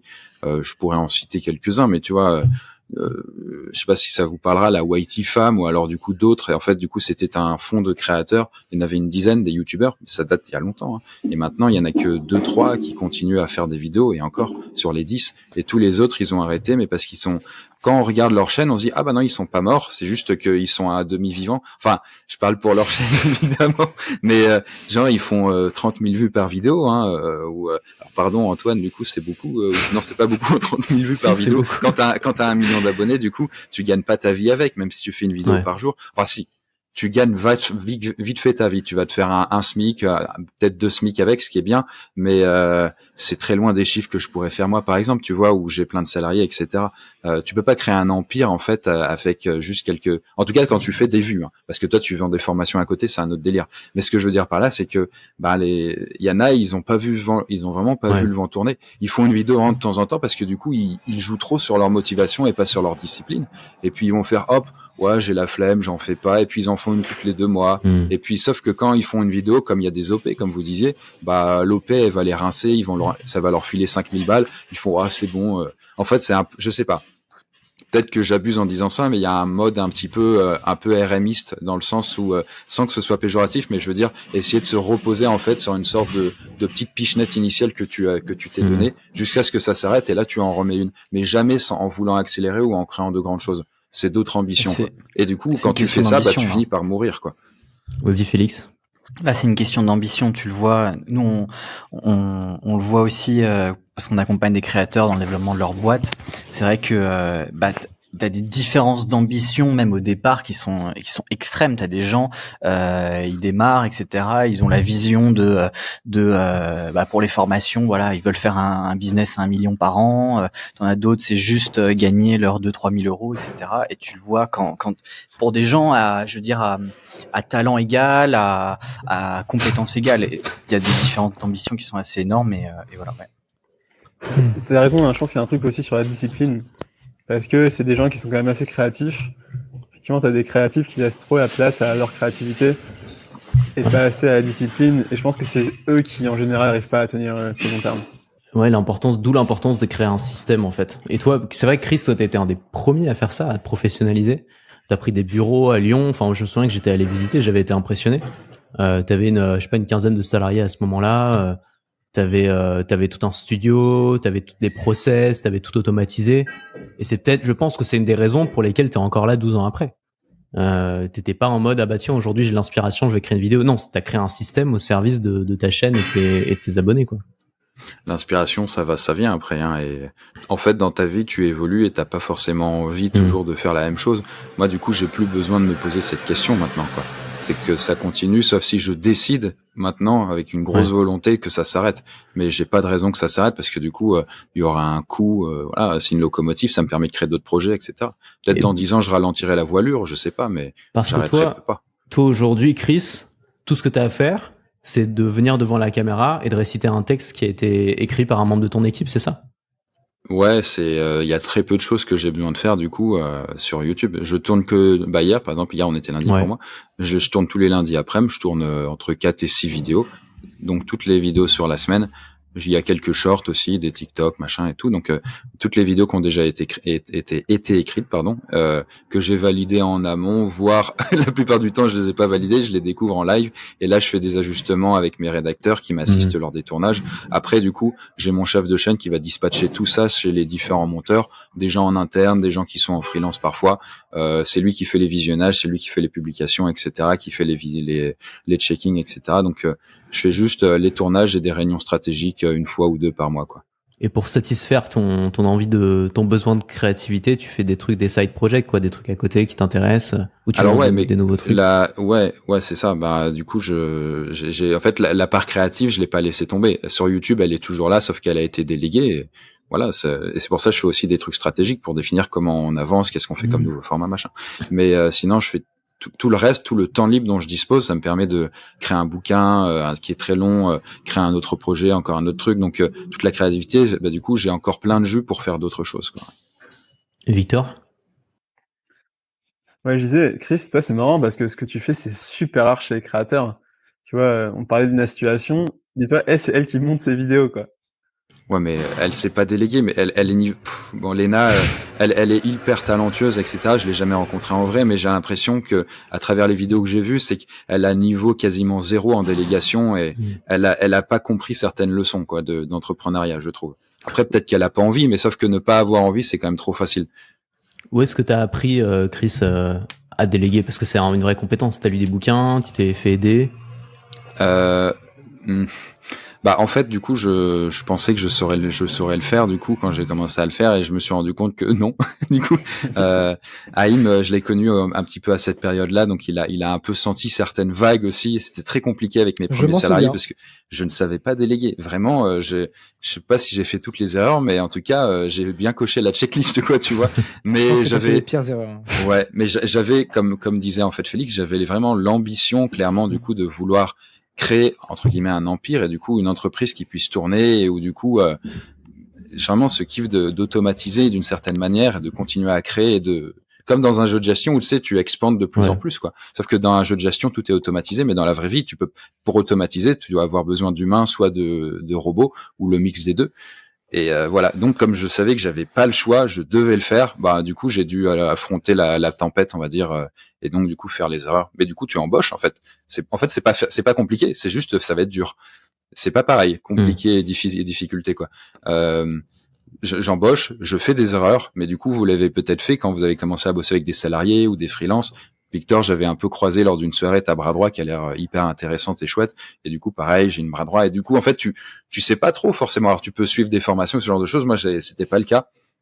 Parce qu'en vrai, c'est pas souvent dit, je trouve. Enfin, c'est pas facile à trouver ce genre d'informations, je trouve. Même si ça peut aider.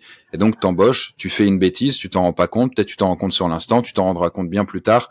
Du coup, tu adaptes avec la personne, ou alors tu peux pas, et puis du coup, tu es obligé de te séparer d'elle, tu prends une nouvelle personne. C'est un peu comme en couple, en fait, quand tu commences à être avec une meuf, bah, ou avec un gars, et puis petit à petit, en fait, tu t'ajustes à mesure que ta vie évolue, quoi. Voilà, je sais pas si c'est clair. Oui, carrément. Ouais, là-dessus... Vas-y. Sur nous, nos métiers, c'est que c'est quand même des métiers très créatifs. Tu vois, ben moi, je vois avec mon bras droit. C'est quand même très basé sur ce que j'ai en tête, donc c'est pas forcément assez facile à déléguer, déjà par ce qu'on fait, enfin pour ce qu'on fait, et aussi parce que en général, je pense qu'on est des personnalités qui n'ont pas forcément, tu vois, il y a plein de créateurs qui n'ont pas trop un mindset de déléguer, de bosser avec d'autres personnes, qui sont plutôt dans leur coin à faire leur truc. Et du coup, ouais, ça s'apprend, je pense, de déléguer. C'est à ça que sert le bras droit, tu vois. Moi, j'ai Félix qui m'aide énormément pour ça. Moi, je suis un profil justement plus créatif et j'ai toujours bien aimé travailler tout seul dans mon bureau tranquillement. Mais d'un autre côté, j'ai aussi l'ambition de vouloir grossir. Et donc, il y a cet intermédiaire qui est Félix, qui est super bon en gestion et qui m'aide énormément justement pour construire cette équipe.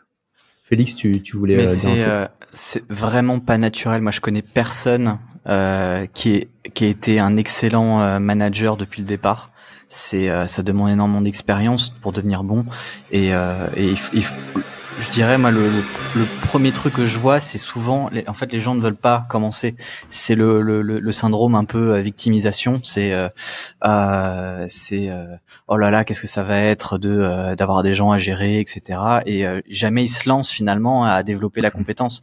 Mais si tu as justement l'ambition de croître et que tu te dis que c'est quelque chose qui est obligatoire dans ton parcours et que c'est quelque chose que tu dois prendre à bras le corps, bah au départ tu fais plein d'erreurs, mais comme tu disais Chris, bah voilà, petit à petit t'améliores et tu deviens bon mais c'est la différence entre voilà, est-ce que je suis une petite victime ou est-ce que je prends à bras le corps, il faut que je le fasse quoi.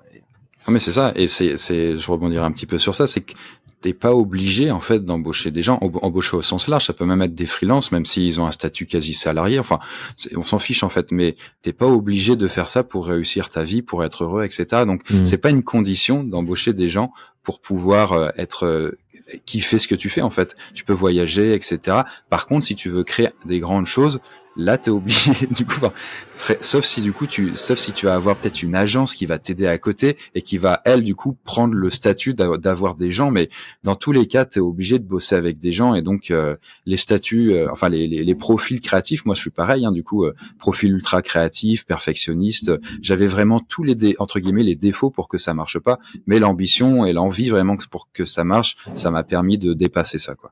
Est-ce qu'il y en a un qui regrette d'avoir délégué ici?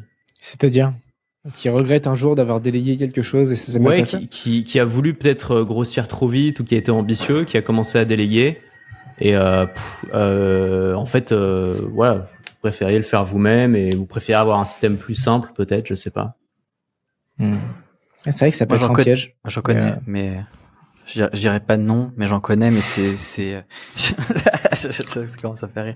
Non, mais souvent, les gens qui regrettent, c'est des gens qui sont enfermés dans un truc et qui ont une personnalité plutôt volatile et qui vont qui vont vouloir changer de direction et qui se rendent compte qu'en fait ils ont construit un paquebot pour alors qu'ils voulaient un petit bateau agile, mais c'est plus une question d'envie, de personnalité, de vouloir faire autre chose et d'avoir construit quelque chose et ils se retrouvent incapables de pivoter. Les seules personnes que j'ai vues qui regrettaient, c'était un peu ça. Et à un moment donné, ils coupent et ils disent voilà. Je pense que en vrai, surtout quand tu prends pas quelqu'un en salarié, c'est toujours hyper intéressant de tester en freelance. Et je trouve que même quand tu te plantes, c'est genre en fait c'est archi intéressant de comprendre pourquoi tu t'es planté. Et finalement, une fois que je pense que t'as dépassé cette barrière de dire si l'argent est pas parfaitement investi, c'est pas de l'argent que j'ai perdu, parce que t'apprends aussi de tes erreurs. Je trouve que, moi en tout cas ça a débloqué un truc. Tu vas passer par des mauvais monteurs, passer par des projets qui ont foiré de ouf, et une fois que t'as débloqué ça, que tu dis ok c'est juste de l'argent que j'ai investi, et à la fin en fait tu t'y retrouves grave, là c'est bon, t'es parti pour entreprendre. Il faut dire quand ça marche, c'est tellement bien, tu vois. Quand tu commences avec un monteur et que tu vois bien qu'il fait pas ce que tu veux et qu'il fait des allers-retours, et là à ce moment-là t'as envie de te dire putain j'aurais le faire moi-même, ce serait plus rapide. En fait à partir du moment où t'as ton monteur qui fait des trucs mieux que toi, qui le fait super bien, et toi t'as rien à faire, t'as terminé ta vidéo, t'appuies sur un bouton et tu vas promener ton chien. Enfin moi nous on a une super monteuse maintenant dans l'équipe, je peux dire que c'est un tel kiff de pas avoir cette charge mentale de devoir se dire qu'il faut faire ça après chaque contenu que t'as créé. Et si tu vas plus loin et que tu t'automatises la mise en ligne ou ce genre de truc, enfin c'est le paradis quoi. Mais c'est vrai que pour arriver à ce paradis là, il faut rester un peu stable. C'est vrai que si tu changes de système tous les 3 jours, c'est compliqué. Et il faut rester faut passer par la phase difficile de voilà, faut former les gens, faut discuter avec les gens, c'est de l'humain, c'est compliqué, c'est pas voilà. Mais après c'est vrai que les auteurs, tu vois, moi j'ai un peu cette mentalité d'auteur et donc je suis pas mal inspiré par les auteurs américains tu vois, qui ont une présence sur internet, par exemple Tim Ferriss, Ryan Holiday, ce genre de personnages. Et eux, ce qui me plaît chez eux, c'est qu'ils restent les maîtres créatifs de leur boîte. Ça veut dire que c'est eux qui trouvent leurs sujets, c'est eux qui écrivent, c'est eux qui conçoivent leurs idées, les concepts qu'ils ont envie de partager.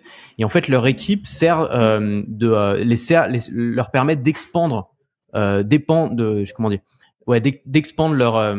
leurs idées. Et en fait, typiquement, un Ryan Holiday, tu vois, il va écrire un bouquin tous les ans ou tous les 2 ans. Il va sortir des shorts tous les jours. Il va faire une vidéo YouTube par semaine. Et en fait, s'il peut faire tout ça en même temps, c'est parce que son équipe lui permet de découper sa philosophie, son idée, en plein de petits formats qu'il va ensuite pouvoir envoyer partout sans passer sa journée devant un ordinateur. Et ça, je trouve ça génial parce qu'en fait, en tant que créatif, c'est les rêves. C'est-à-dire qu'en tant que créatif, t'as juste envie de créer, t'as pas envie de créer sous 5 formats différents chaque semaine, d'envoyer des trucs, de faire des montages, d'attendre devant des barres d'upload. Et là, t'es vraiment dans un modèle où juste tu crées et ton équipe, en fait, te sert à distribuer.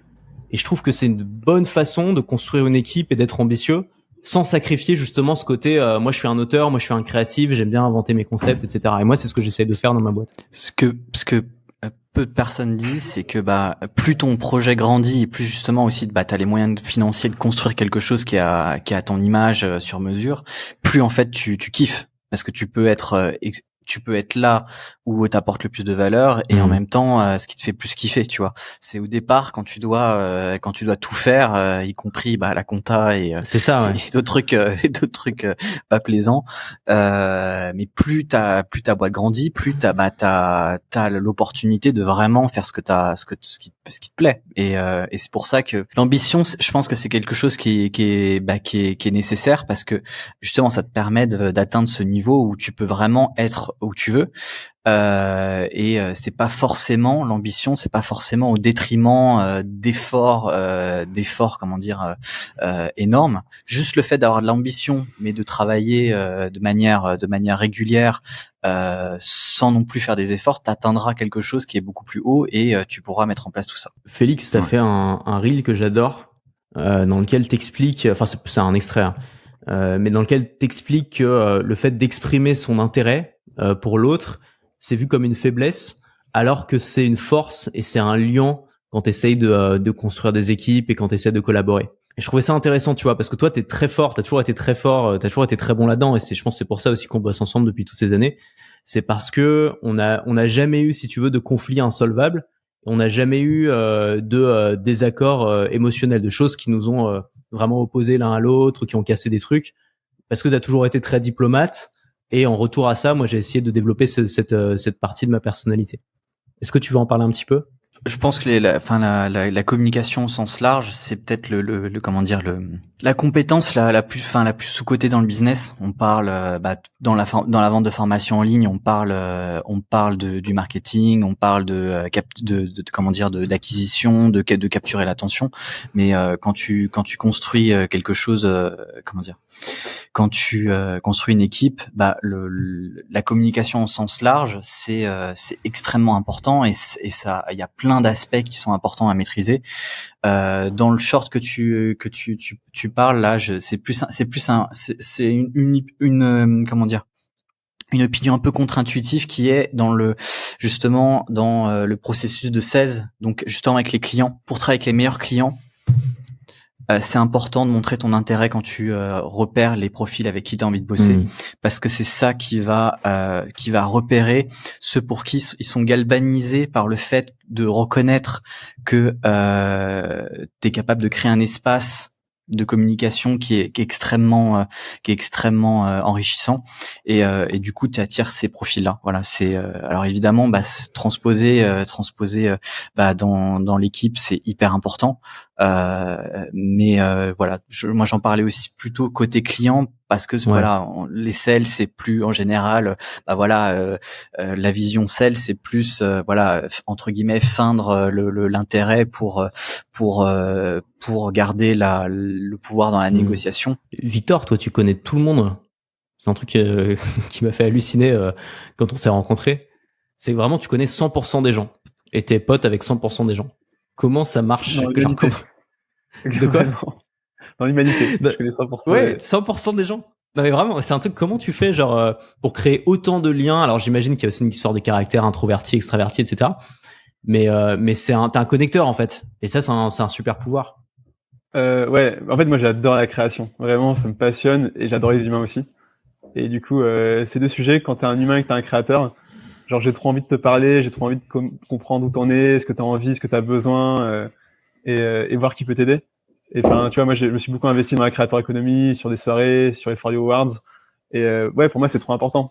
Et tu vois, c'est marrant, je crois qu'à choisir, je me vois plus dans le futur, dans le monde de la Creator Economy, que en tant que créateur juste. Tu vois, ça me fait vachement plus vibrer en fait.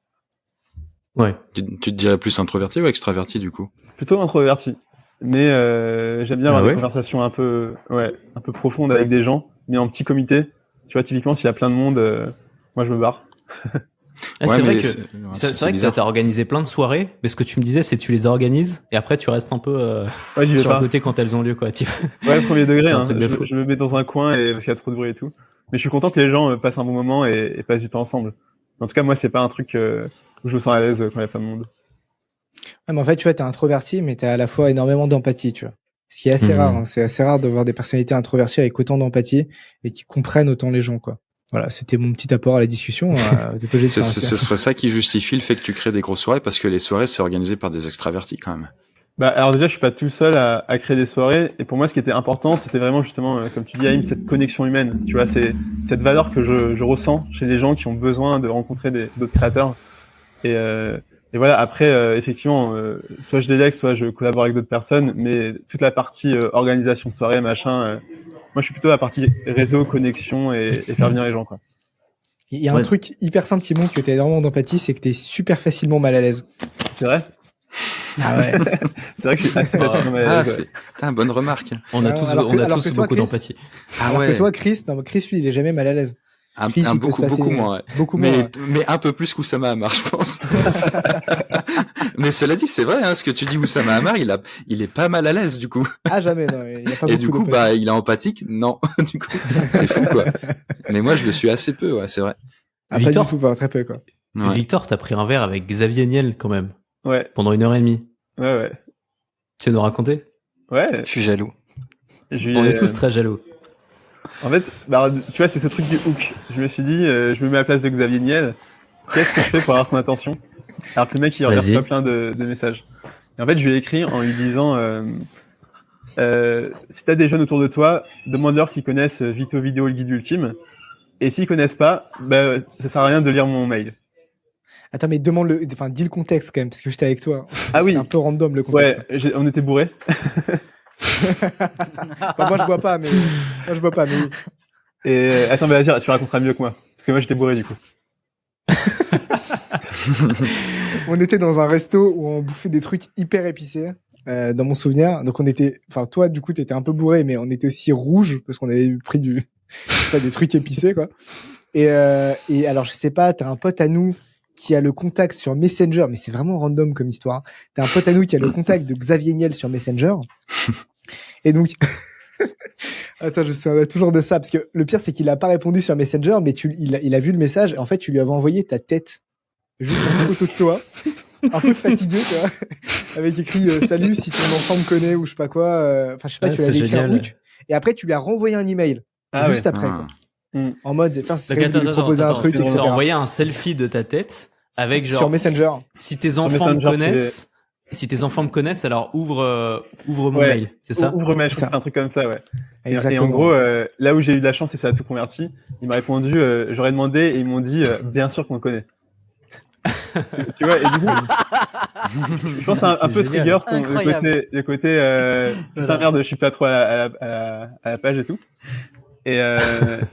Et du coup, voilà, et je lui ai dit, et après, du coup, j'ai rencontré, je suis allé à Iliad, et c'était hyper cool, il y avait aussi son fils, qui du coup me connaissait. Et en fait, il est vraiment fascinant, ce mec. Pour moi, c'est une légende, genre, il est tellement curieux. Son fils est très cool aussi. C'est très très cool. Et en fait, il est tellement curieux des réseaux, tu vois, en fait, il pose toutes les questions qui sont trop pertinentes. Et t'es genre, tu vois, il n'y a pas de préjugés ou quoi, il est juste hyper ouvert, hyper curieux. Et c'est ouf parce que le mec c'est le boss du game, tu vois. Et là il t'écoute, après il fait ok, comment je peux t'aider, quoi. Il a l'air humainement, je connais pas, c'est toujours difficile quand tu connais pas, hein, mais humainement il a l'air d'être vraiment un gars chouette, quoi. J'avais lu un moment qui crapahutait dans les catacombes et tout sur son temps libre avec des potes, et je me dis mais tu verrais Bernard Arnault, tu vois, à quatre pattes avec des grosses bottes dans les catacombes de Paris. Enfin, c'est vraiment un milliardaire différent, tu vois. Il vit dans le monde des humains, t'as l'impression. Ouais. Pas comme Steve Jobs, quoi. Ouais. En fait, je pense que la plupart des milliardaires, genre Bernard Arnault et tout, ils sont trop focus business et tout, et du coup, ils sont pas très humains. Et Niel, ça se voit, tu vois, il me parlait du forfait free à 2 € et tout, quand il est passé dans la commission, je sais pas quoi, pour défendre son projet. Et ça se sentait que, en fait, il fait beaucoup de choses pour les humains. Tu vois, c'est une fin en soi, je pense, aider les humains. Pour lui. Qu'est-ce qui fait que du coup, il est resté 1h30 avec toi, tu penses? Alors, c'est une bonne question. Je pense que la conversation était intéressante. Je pense que j'ai été stimulant intellectuellement pour lui. Parce que il m'a juste reçu dans son bureau et quand il est parti, c'est vraiment qu'il avait d'autres choses à foutre. Tu vois, j'ai senti que je pouvais pas plus parler. En fait, je pense que c'est quelqu'un qui est curieux, qui a compris aussi que les réseaux, il se passait quelque chose aujourd'hui. Et en fait, je crois qu'il a envie de tout comprendre, tu vois. C'est fou de garder ça alors que t'es milliardaire. Enfin, tu vois, c'est un truc de garder il faut de l'humilité, en fait, pour être curieux, tu vois, et pour s'intéresser aux nouveautés, à ce que font les jeunes et tout. Et en vrai, moi, je l'admire. Moi, je sais pas si j'aurais cette capacité-là, tu vois, si j'étais vraiment, justement, au top du game, de réussir à m'intéresser aux petits jeunes, aux nouveaux, aux gens qui font des trucs que je comprends pas et que je connais pas, de pas avoir du mépris pour ça, mais de me mettre dans une position de débutant. Ouais, t'imagines, c'est moi qui donnais des conseils à Xavier Niel, tu vois, c'est abusé, tu vois. Non, c'est clair. En fait, j'ai l'impression qu'il est dans une posture d'acceptation permanente. Tu vois, il y a Théo. Théo, c'est mon coloc et c'est aussi un créateur qui a plus d'1 million d'abonnés sur les réseaux. Et il y avait une soirée où il y avait justement Xavier Niel. Et il s'est dit, putain, super, je vais pouvoir en sortir une super vidéo, je vais aller troller Xavier Niel. Donc il l'a trollé, tu vois. Il est allé le voir, il a dit, salut Xavier, j'ai une question. En fait, Xavier lui dit, vas-y, dis-moi. Il me dit, j'ai un problème sur ma Freebox. Comment la réparer? C'était une connerie de ouf. Et en fait, tu vois, ça aurait pu l'indigner, il lui a juste répondu un truc, donc il a pas pu en sortir une vidéo. Parce qu'il a dit, mais vas-y, envoie-moi un email, il a pas de souci. Il s'est barré. Genre, le mec il a réaction normale, quoi, tu vois. Ou pas de souci, tu vois, tu peux m'envoyer un mail. Et du coup, il s'est dit, mais je peux rien y faire de cette vidéo. Enfin, c'est nul, quoi. Le mec, il a une réaction. Et ouais, j'ai l'impression qu'il est dans une posture d'acceptation. Et ouais, c'est. Par contre, je sais pas comment il gère sa boîte mail derrière. Hein. Je sais pas comment il gère son temps et tout, mais. Je pense qu'il a une assistante. Hein, mais... J'espère. Non, je crois que c'est vraiment lui qui répond. Hein. Ouais, mais peut-être t'as un tri avant, tu vois. Genre les trolls. Je pense qu'il doit avoir des raccourcis de ouf, tu vois, ultra optimisés. Ouais. Et il renvoie au service machin. Et en plus, après, quand il répond, tu sais, il met pas de ponctuation ou quoi. Donc, il répond OK. Ouais, peut-être. À la Elon Musk, quoi. Ouais. même Steve Jobs était connu, tu sais, il avait sa fameuse adresse steve@apple.com. Et tu pouvais le contacter pour te plaindre de différents trucs qui allaient pas, genre mauvais réseau sur l'iPhone ou mais je sais pas quoi. Et il répondait de manière random à des gens de temps en temps. Et il y avait plein d'infos comme ça qui sortaient grâce à ça, en fait, grâce à des gens qui avaient envoyé un mail à Steve Jobs et du coup il publiait sa réponse et c'était un peu un moyen aussi de construire sa légende, j'imagine. Vas-y, Vic. Je pense au fond du fond, en fait, franchement, s'il répond, c'est parce qu'il aime vraiment les gens, qu'il a vraiment envie de les aider et que vraiment il kiffe, tu vois. Je pense qu'il n'y a pas de stratégie en mode ouais, c'est trop bien, on va créer une légende. Je pense qu'il s'en bat les couilles. Franchement, ça a l'air d'être vraiment un gars qui s'en bat les couilles, tu vois. Et que juste il kiffe ça et en plus il se connecte aux gens, donc ça permet de comprendre les problèmes des gens, ça permet de trouver aussi plein de nouveaux entrepreneurs chez qui il investit.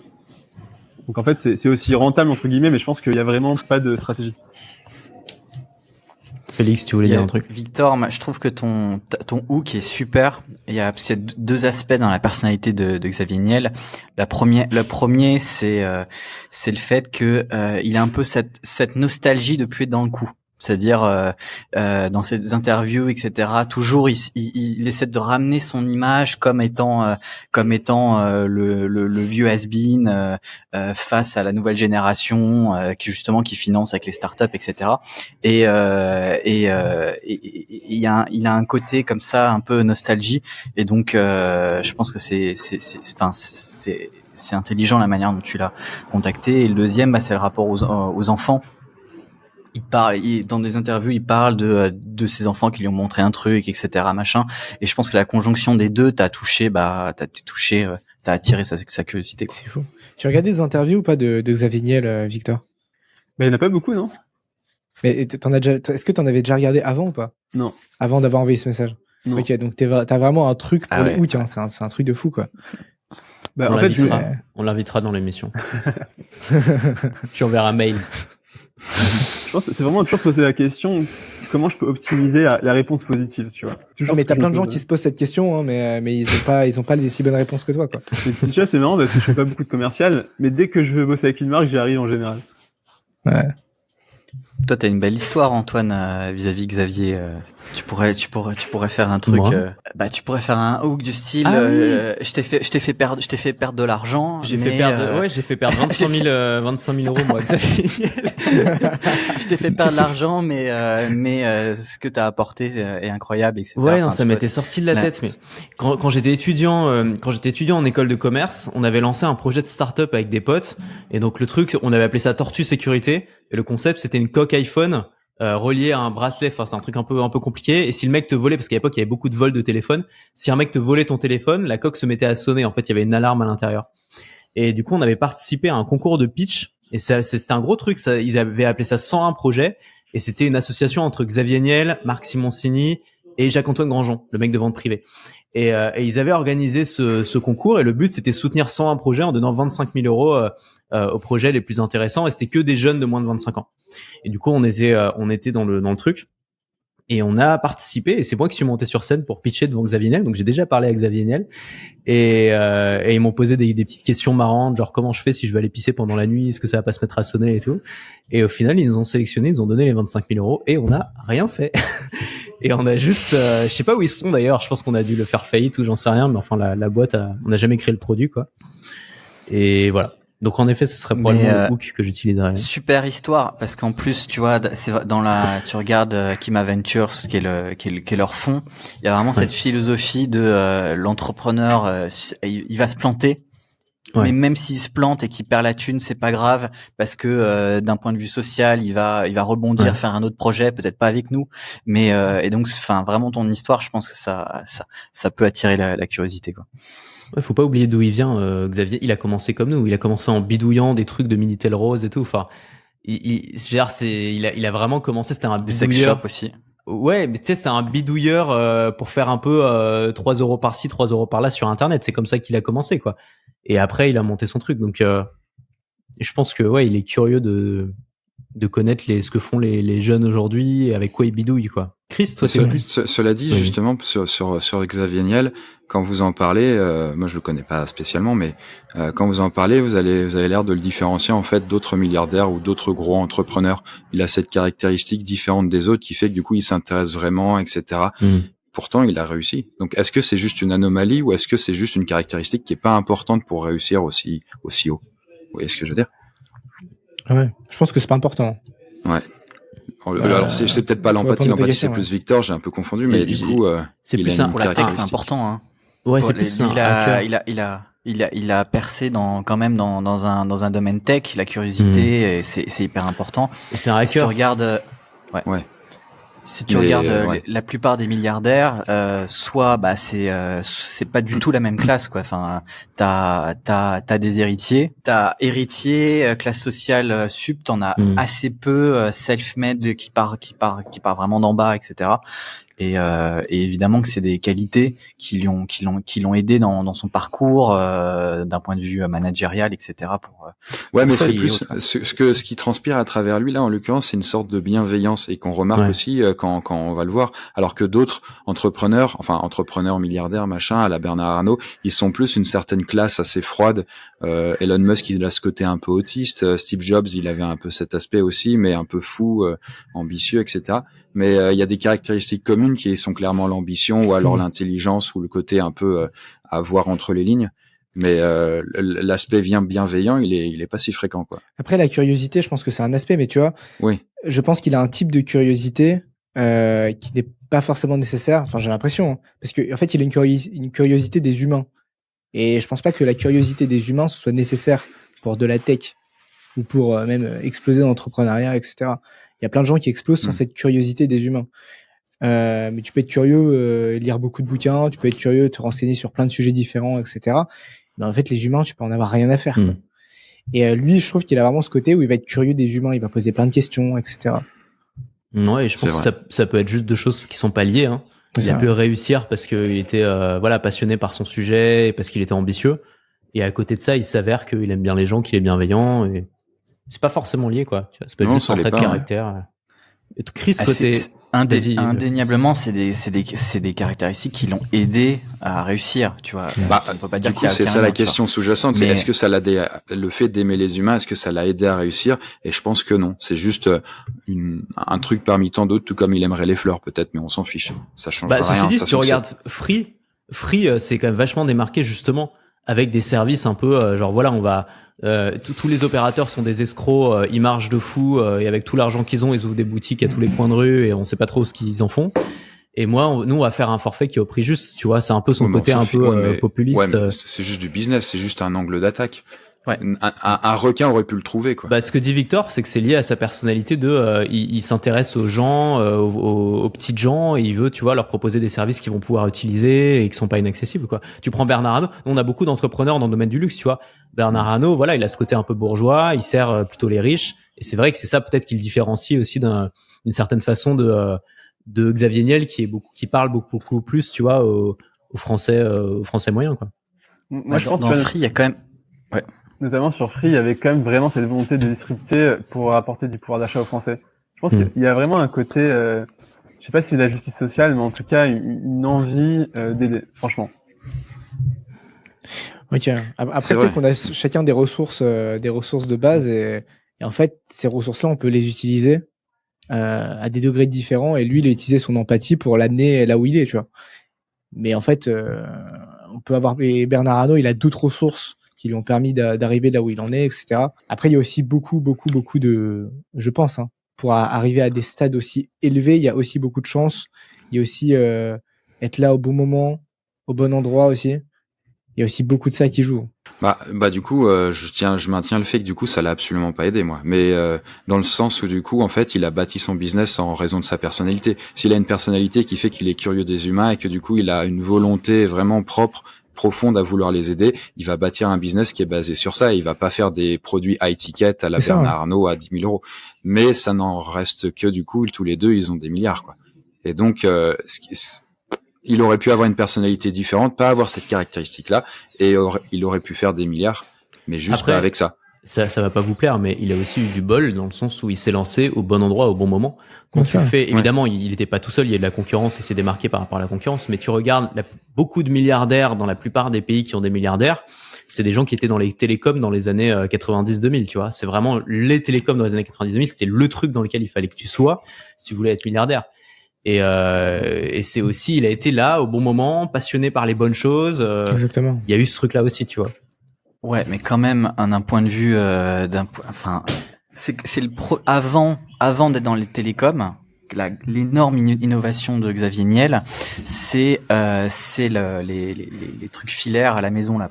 Je n'arrive plus le Minitel à dire. Minitel. Non, les poulies. C'est les flux, le téléphone. c'est les flux téléphone, internet, internet, téléphone et télé. Télé, câble. C'est lui qui a eu l'idée de réunir les trois dans un seul flux et donc de diviser diviser les coûts par 3, donc avant de se lancer dans les télécoms, etc. En termes de curiosité, il a été regarder ce qui se faisait autour de lui, aux US, en France, etc. Tout le monde le regardait en mode c'est impossible ce truc-là, tu vois. C'est impossible de faire ce truc-là. Et lui, ça lui semblait très naïvement avoir bidouillé des trucs. Ça lui semblait pas non plus la mer à boire. Monter une petite équipe, commencer à faire des prototypes, et c'est ça vraiment qu'il a lancé, tu vois. Ouais, il a été visionnaire quand même. Ça c'est évident. Après, c'est toujours une association de plusieurs facteurs. Hein. S'il avait été visionnaire 10 ans avant, peut-être que ça aurait pas marché, quoi. Ouais. C'est aussi ça qu'il faut se dire. Comme je disais, je trouve qu'il y a un peu ce mélange entre visionnaire et naïf. Ouais. Enfin, une forme de curiosité un peu naïve, je trouve, qui est assez incroyable, qui fait que ça marche. Il a gardé son âme d'enfant, ouais. La capacité, tu sais, à rester intéressé par ce qui est nouveau, je pense que c'est un vrai facteur de succès. Et à pas s'asseoir sur ce qu'on sait déjà et devenir trop conservateur par rapport à notre métier. Il faut avoir cette curiosité, et à mon avis, ça a joué dans son succès, quoi. Mais ça, on l'a vu en tant que créateur. Hein. Dès que TikTok ça arrivait, il y avait vraiment 2 teams, quoi. Il y avait la team des gens conservateurs qui disaient c'est de la merde, c'est pour les enfants, etc. Comme avec YouTube au début. Hein. On disait que c'était un truc avec des vidéos de chats. Puis il y avait la team en mode allez, je me mets dessus, je fais un maximum de vidéos et au pire, ça sert à rien, c'est pas très grave.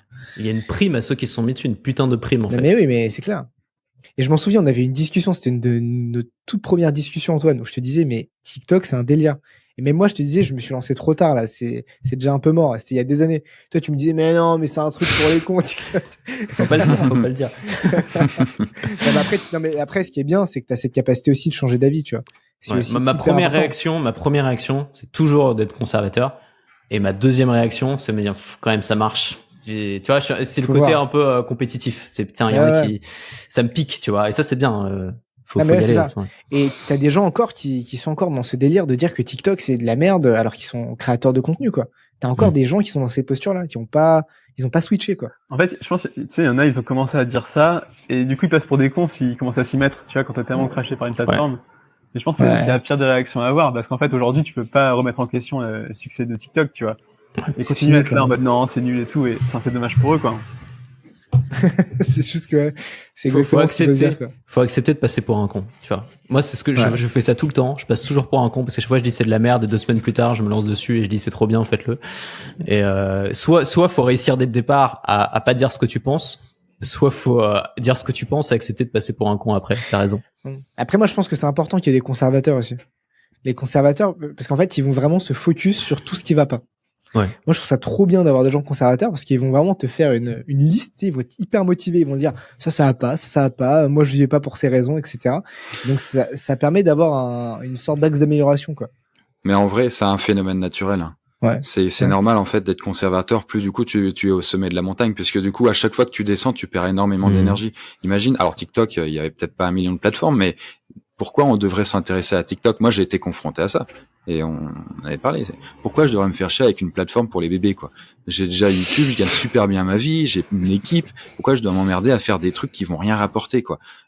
Et donc, du coup, ça me ferait perdre du temps, ça va me diluer, ça va me disperser sur plein de trucs parce qu'on me dit, ah ouais, mais faut pas que TikTok, faut faire peut-être LinkedIn, Instagram, etc. Donc, est-ce qu'il faut partir dans tous les côtés et au risque de finalement perdre la vitesse et ta trajectoire sur la plateforme qui te pousse? Ouais. C'est une vraie question en vrai, parce que là c'est facile. Rétrospectivement, tu dis ah bah oui, il fallait se lancer sur TikTok. Bah oui, mais c'est facile, on le sait maintenant. Est-ce qu'il fallait se lancer sur Snapchat? Bah Snapchat, je continue à dire c'est de la merde, mais du coup la réalité m'a donné raison, mais du coup TikTok, la réalité m'a donné tort, tu vois. Mais je connaissais pas les plateformes et je m'y suis pas assez intéressé parce que mon équipe, ils s'en fichent et tout. En fait, plus tu grossis, et je le comprends à mesure que je recrute des gens, c'est que plus tu grossis, plus les gens que tu vas embaucher, ils s'en fichent, ils font leur travail et ils sont contents peut-être du coup de le faire, ce pourquoi ils sont payés, mais ils ont aucun intérêt, sauf si du coup leur métier est spécifique à ça, de se dire quels sont les nouveaux relais de croissance, ce genre de choses. TikTok, mon équipe, ils s'en foutent complètement, du coup. Et c'est moi qui ai dû pousser pour leur dire, les gars, on va sur TikTok et tout, au fur et à mesure que je discutais avec des créateurs, quoi. Après toi, Chris, c'est différent parce que, enfin, moi, je parlais surtout des gens qui ont pas forcément décollé ou qui commencent dans la création et qui veulent pas simplement par conservationnisme ne pas se lancer sur cette plateforme. Toi, c'est différent parce que tu as déjà beaucoup de ressources et donc tout le retard que tu as accumulé, en réalité, tu peux le rattraper assez rapidement parce que tu as déjà un capital social. Tu vois, les gens te connaissent déjà, tu as un capital économique, tu peux investir de l'argent dedans, etc. Donc, tu peux rattraper ton retard assez rapidement. Alors que quelqu'un qui a pour rêve de se lancer dans la création, dans l'entrepreneuriat ou dans la création de contenu et qui reste conservateur, je trouve ça vraiment grave, quoi. Enfin, pour son développement. Les conséquences sont beaucoup plus graves pour lui, quoi. Toi, à la limite, il a fait le mauvais choix et là, il peut partir que dans une direction. Est-ce qu'il fait YouTube ou TikTok? Et souvent, quand t'es âgé, donc t'as 25 ans ou plus, tu vas faire YouTube parce que du coup, tu as grandi avec YouTube. Exactement. Si t'avais grandi avec la télé, tu voudrais être une star de la télé. Exactement. Et donc, il reste dans cette illusion que YouTubeur, c'est ce qu'ils veulent devenir, quoi. Et d'ailleurs, tu vois la difficulté, enfin, à quel point c'est hermétique, en fait, ce monde-là. Tu vois le monde de la télé. Combien de célébrités de la télé se sont mis sur Internet? 4, peut-être, tu vois. Il y a genre, le mec qui faisait je sais plus quoi, qui est sur Twitch maintenant, là, qui fait l'actualité, là. Mais en vrai, il y en a très peu, en fait. C'est dur quand t'as déjà quelque chose. Samuel Etienne, exactement. Quand t'as déjà quelque chose, t'as trop à perdre, en fait, de te lancer ailleurs, parce qu'il faut repartir comme un débutant, faut tout apprendre. C'est pas les mêmes codes. Et c'est dur de repartir en tant que débutant quand t'as déjà construit un empire où tu t'es fait un nom dans un domaine, quoi. Bah, il y a Koé, Hanouna et puis Jamy de Sébastien. Ah oui, Jamy. Putain, Jamy trop fort, Jamy. Comment il a fait ça? Mais je pense qu'il s'est fait accompagner parce que il s'est fait aider, c'est sûr, mais fallait se lancer, fallait le faire. Et ce qui fait que Jamy, il est cool aujourd'hui auprès des jeunes, alors que s'il était resté à la télé, ce serait juste, tu vois, il serait mort avec son émission, quoi. Ouais. Exactement. Je vous propose qu'on passe au coup de cœur pour terminer. Et je vais commencer comme ça, Victor, ça te laisse le temps d'en trouver un. Donc moi, mon coup de cœur, ça n'a rien à voir avec le business, mais un petit peu quand même. C'est une application qui s'appelle Jow, J-O-W. Et en fait, c'est une application qui permet de commander à manger et d'avoir des recettes. Donc en fait, ce qui est bien, c'est que moi j'aime bien faire des trucs avec mes mains dans la journée. Je veux pas passer ma journée à faire du travail intellectuel devant un ordi. J'ai besoin de faire des trucs avec mes mains, et le meilleur truc que je peux faire avec mes mains, c'est la cuisine. Je sais pas bricoler, donc c'est la cuisine, c'est mon truc. Et le problème, c'est que autour de la cuisine, il y a tout un tas de tâches qui demandent du temps de cerveau, qui sont chiantes, comme organiser les recettes, faire des listes de courses, aller faire les courses, vérifier si t'as bien tous les ingrédients, gérer les stocks, etc. C'est relou. Moi, ce que je veux, c'est juste faire la cuisine. Et donc, j'ai trouvé cette app où en fait, il te génère des recettes pour toute la semaine. Tu peux mettre des critères si tu veux que du bio, si tu veux des trucs plus sains, moins sains, etc. Il te génère des recettes pour toute la semaine. S'il y a des recettes qui te vont pas, tu peux les remplacer par d'autres. Elles sont super bien classées, elles sont notées et tout. Donc, tu as vraiment tu sais combien de temps ça va te prendre et tout. Et une fois que tu as tes recettes pour la semaine, tu peux faire le nombre de jours que tu veux. T'appuies sur le bouton commander et ça te crée un panier avec tous les ingrédients dont tu as besoin. Tu peux retirer ou ajouter des ingrédients si tu les as déjà. Et ensuite, tu commandes et ils te livrent avec Monoprix, avec Intermarché, avec le truc que tu veux. Et ils prennent une petite com dessus. En plus, tu fais des économies parce qu'ils essaient de te faire de profiter des promos et tout. Et donc, franchement, c'est trop bien parce que tu as juste à choisir tes recettes, t'appuies sur un bouton, tu reçois les ingrédients et après, chaque jour, tu fais ta recette, tu as déjà les ingrédients. Et ça me permet de faire la cuisine sans avoir à m'embêter, quoi. Il y a un abonnement, tu dis? Il n'y a pas d'abonnement. C'est en fait leur modèle économique, c'est qu'ils prennent une commission. Donc tu sais, ils font des partenariats avec les boîtes de livraison, donc Monoprix, Intermarché, Carrefour, etc. Et je suppose qu'ils prennent une commission sur chaque commande. Donc ils t'incitent vraiment à commander. Ils veulent pas que tu utilises tes ingrédients, tu vois. Ça, c'est le truc un peu relou. Mais sinon, l'avantage, c'est que c'est gratuit et t'as pas d'abonnement. Félix, je voulais que tu nous reparles de ton premier coup de cœur dans le premier Yum, qui était une sorte de substitut au Nutella. Tu m'as fait un petit feedback par rapport à ça. Tu voulais revenir sur ta déclaration. Ouais. Il faut pas manger ça. Je veux pas manger ça. C'est quoi la marque? Balade, I Love Choco. Le nom est bancal déjà. De toute façon, personne ne connaissait. C'est un Nutella à voilà 275 kilocalories au 100 grammes, rayon frais. Le goût, c'est super. Mais ouais, j'ai comment dire, il y a un passage, j'ai un peu trop forcé et j'ai commencé à avoir je connais rien en médecine, mais difficulté à respirer, c'est pas très rassurant, d'accord. T'as mangé le pot entier du coup? La moitié, mais peut-être c'est la régularité, quoi. Je sais pas. Bref. Mais il y a quoi à l'intérieur? C'est quoi ce délire? Mais ouais, je sais pas. Écoute, t'as regardé la composition? Après, peut-être ouais. J'étais peut-être juste pas censé manger autant de Nutella en peu de temps, quoi. Quand j'étais petit, j'étais allergique au lait. C'est fait quand même à base de lait. Ouais. Mais voilà, je reviens sur ma recommandation. Je vous recommande que des trucs qui passent à la casse. Et là, je peux pas dire que j'ai failli mourir, mais quand même, c'est quand même. Putain, on est dangereux, hein. Félix, c'est quoi ton coup de cœur du jour là? C'est un truc qui peut tuer des gens aussi ou pas? Comment ça se passe? Alors non, là ça en sauve. Ça en sauve. Non, recommandation du jour. Alors c'est le truc chiant, mais ça a changé la vie de plusieurs clients que j'ai mis en place. C'est Agicap, logiciel de gestion de trésorerie. Et je l'ai mis en place pour plusieurs clients. Donc ça se connecte à tous tes comptes bancaires. Tu définis des règles automatiques de catégorisation et en fait tu vois vraiment où part la thune de ta boîte et ça a changé radicalement la gestion de plusieurs de mes clients et c'est ouf ce que ça permet. Tu peux personnaliser en termes de graphes exactement ce que tu veux voir et en fait on se rend pas compte, mais plus une boîte grossit, plus on a tendance à ajouter des choses et quand tu as des flux entrants sortants qui sont assez énormes en termes de volume, tu sais plus trop où va l'argent. Et là, tu te rends compte, voilà. Ouais, je confirme parce qu'on l'a utilisé pour moi aussi. Et waouh, ça fait un choc. Quand tu te rends compte de tout ce que tu dépenses et que tu peux le mettre dans des catégories et tout, ça fait un choc. Ça permet de prendre des meilleures décisions. Et en fait, je me dis, c'est fou que pendant toutes ces années, j'ai quasiment navigué à vue, quoi, en dépensant ce que j'avais sur le compte sans vraiment savoir combien j'allais devoir payer d'impôts à la fin du mois, ce genre de choses. Chris, vas-y. Mais juste là-dessus, pour finir, tu vois, Antoine, moi, ça a fait l'effet inverse de ce que tu dis, c'est que avant, je pensais que tu dépensais beaucoup, et en fait, en regardant vraiment les chiffres de la boîte, en fait, je me suis dit ah bah non, en fait, pas tant. Enfin, ça m'a permis de changer. Moi, je me suis dit que je dépensais beaucoup trop. Un mois à 18 000 € de dépenses de resto et voyage, pour moi, c'est quand même pas ouf. Mais ouais. Chris, tu veux partager ton coup de cœur?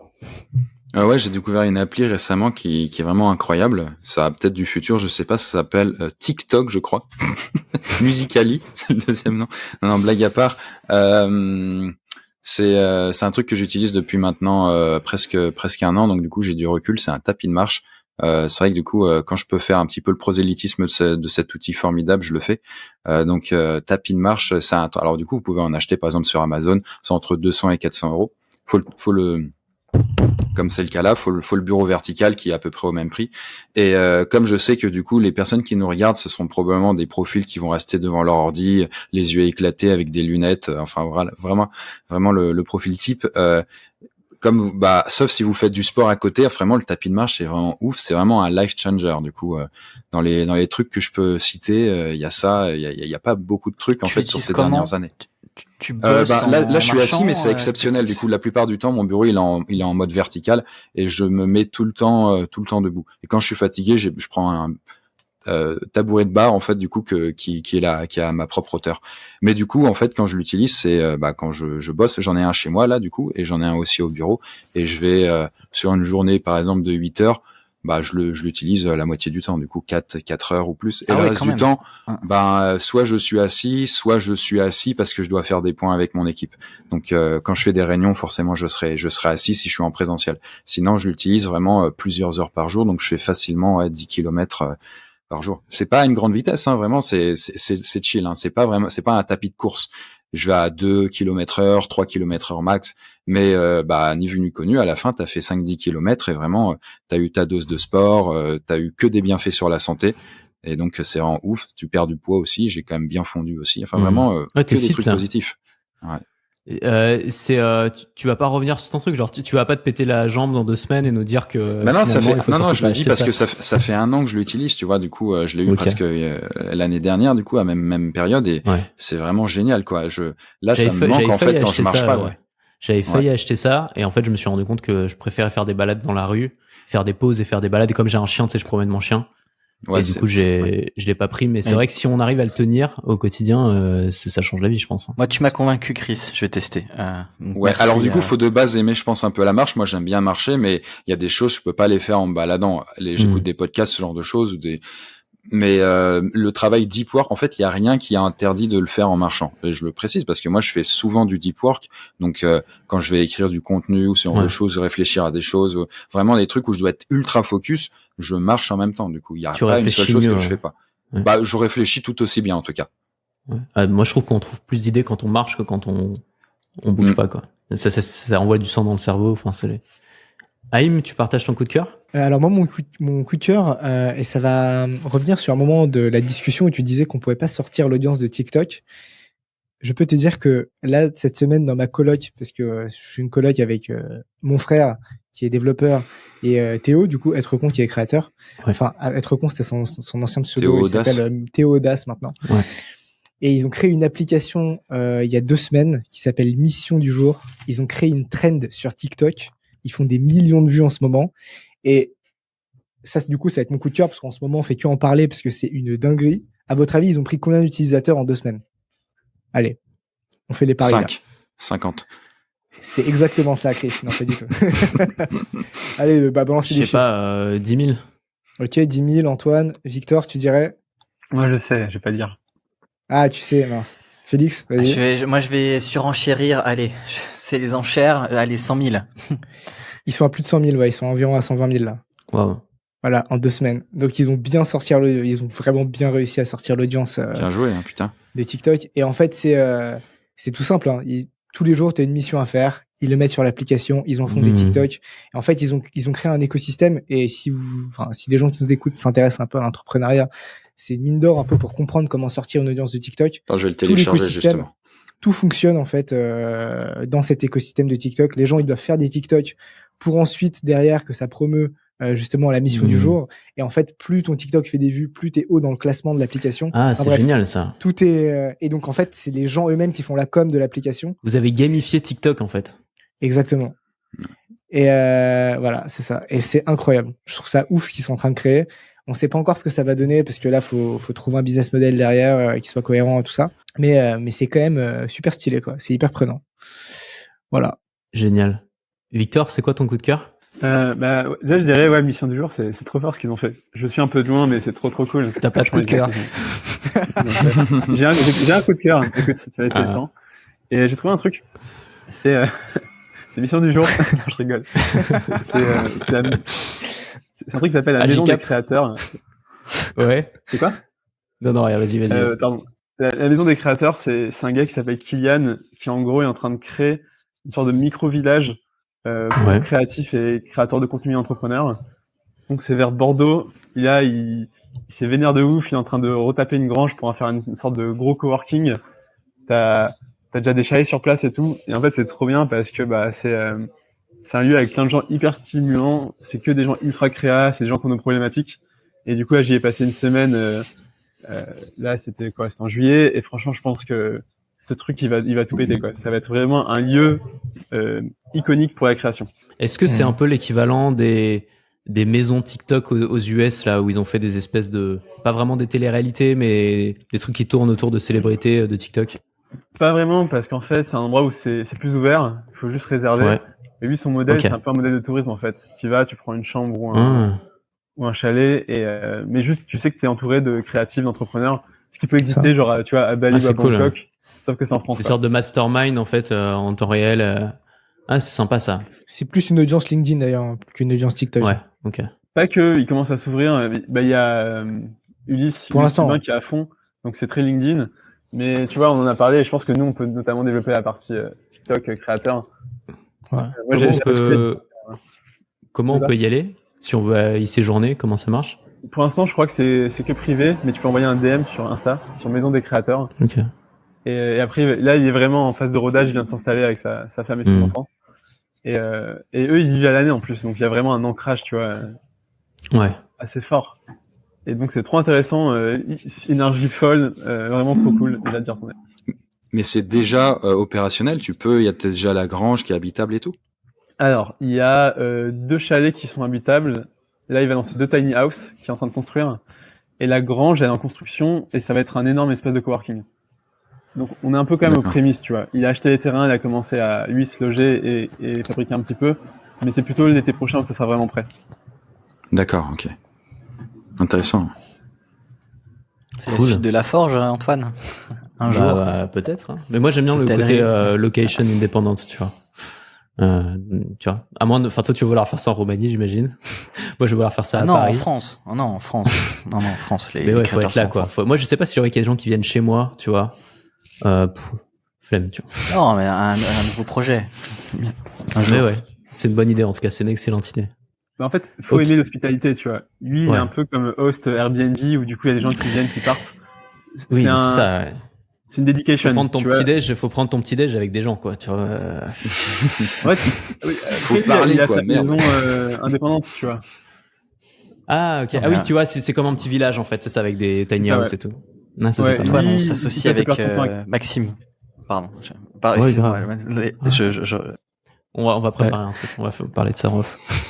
Bon, les gars, merci beaucoup d'être venus. C'était trop bien. C'était super intéressant. Merci beaucoup, Antoine. Je rappelle pour l'invite. Je rappelle que l'émission est dispo en podcast, en audio et en vidéo sur YouTube. Que vous pouvez télécharger la fiche qui récapitule tout, plus tous les liens vers les coups de cœur en cliquant sur le premier lien. Et puis, vous retrouverez très facilement Victor, Haïm, on mettra tous les liens de toute façon dans la description. Merci beaucoup d'avoir accepté et j'ai hâte de vous accueillir à nouveau si vous êtes d'accord en tout cas. Yes, merci beaucoup. Avec plaisir.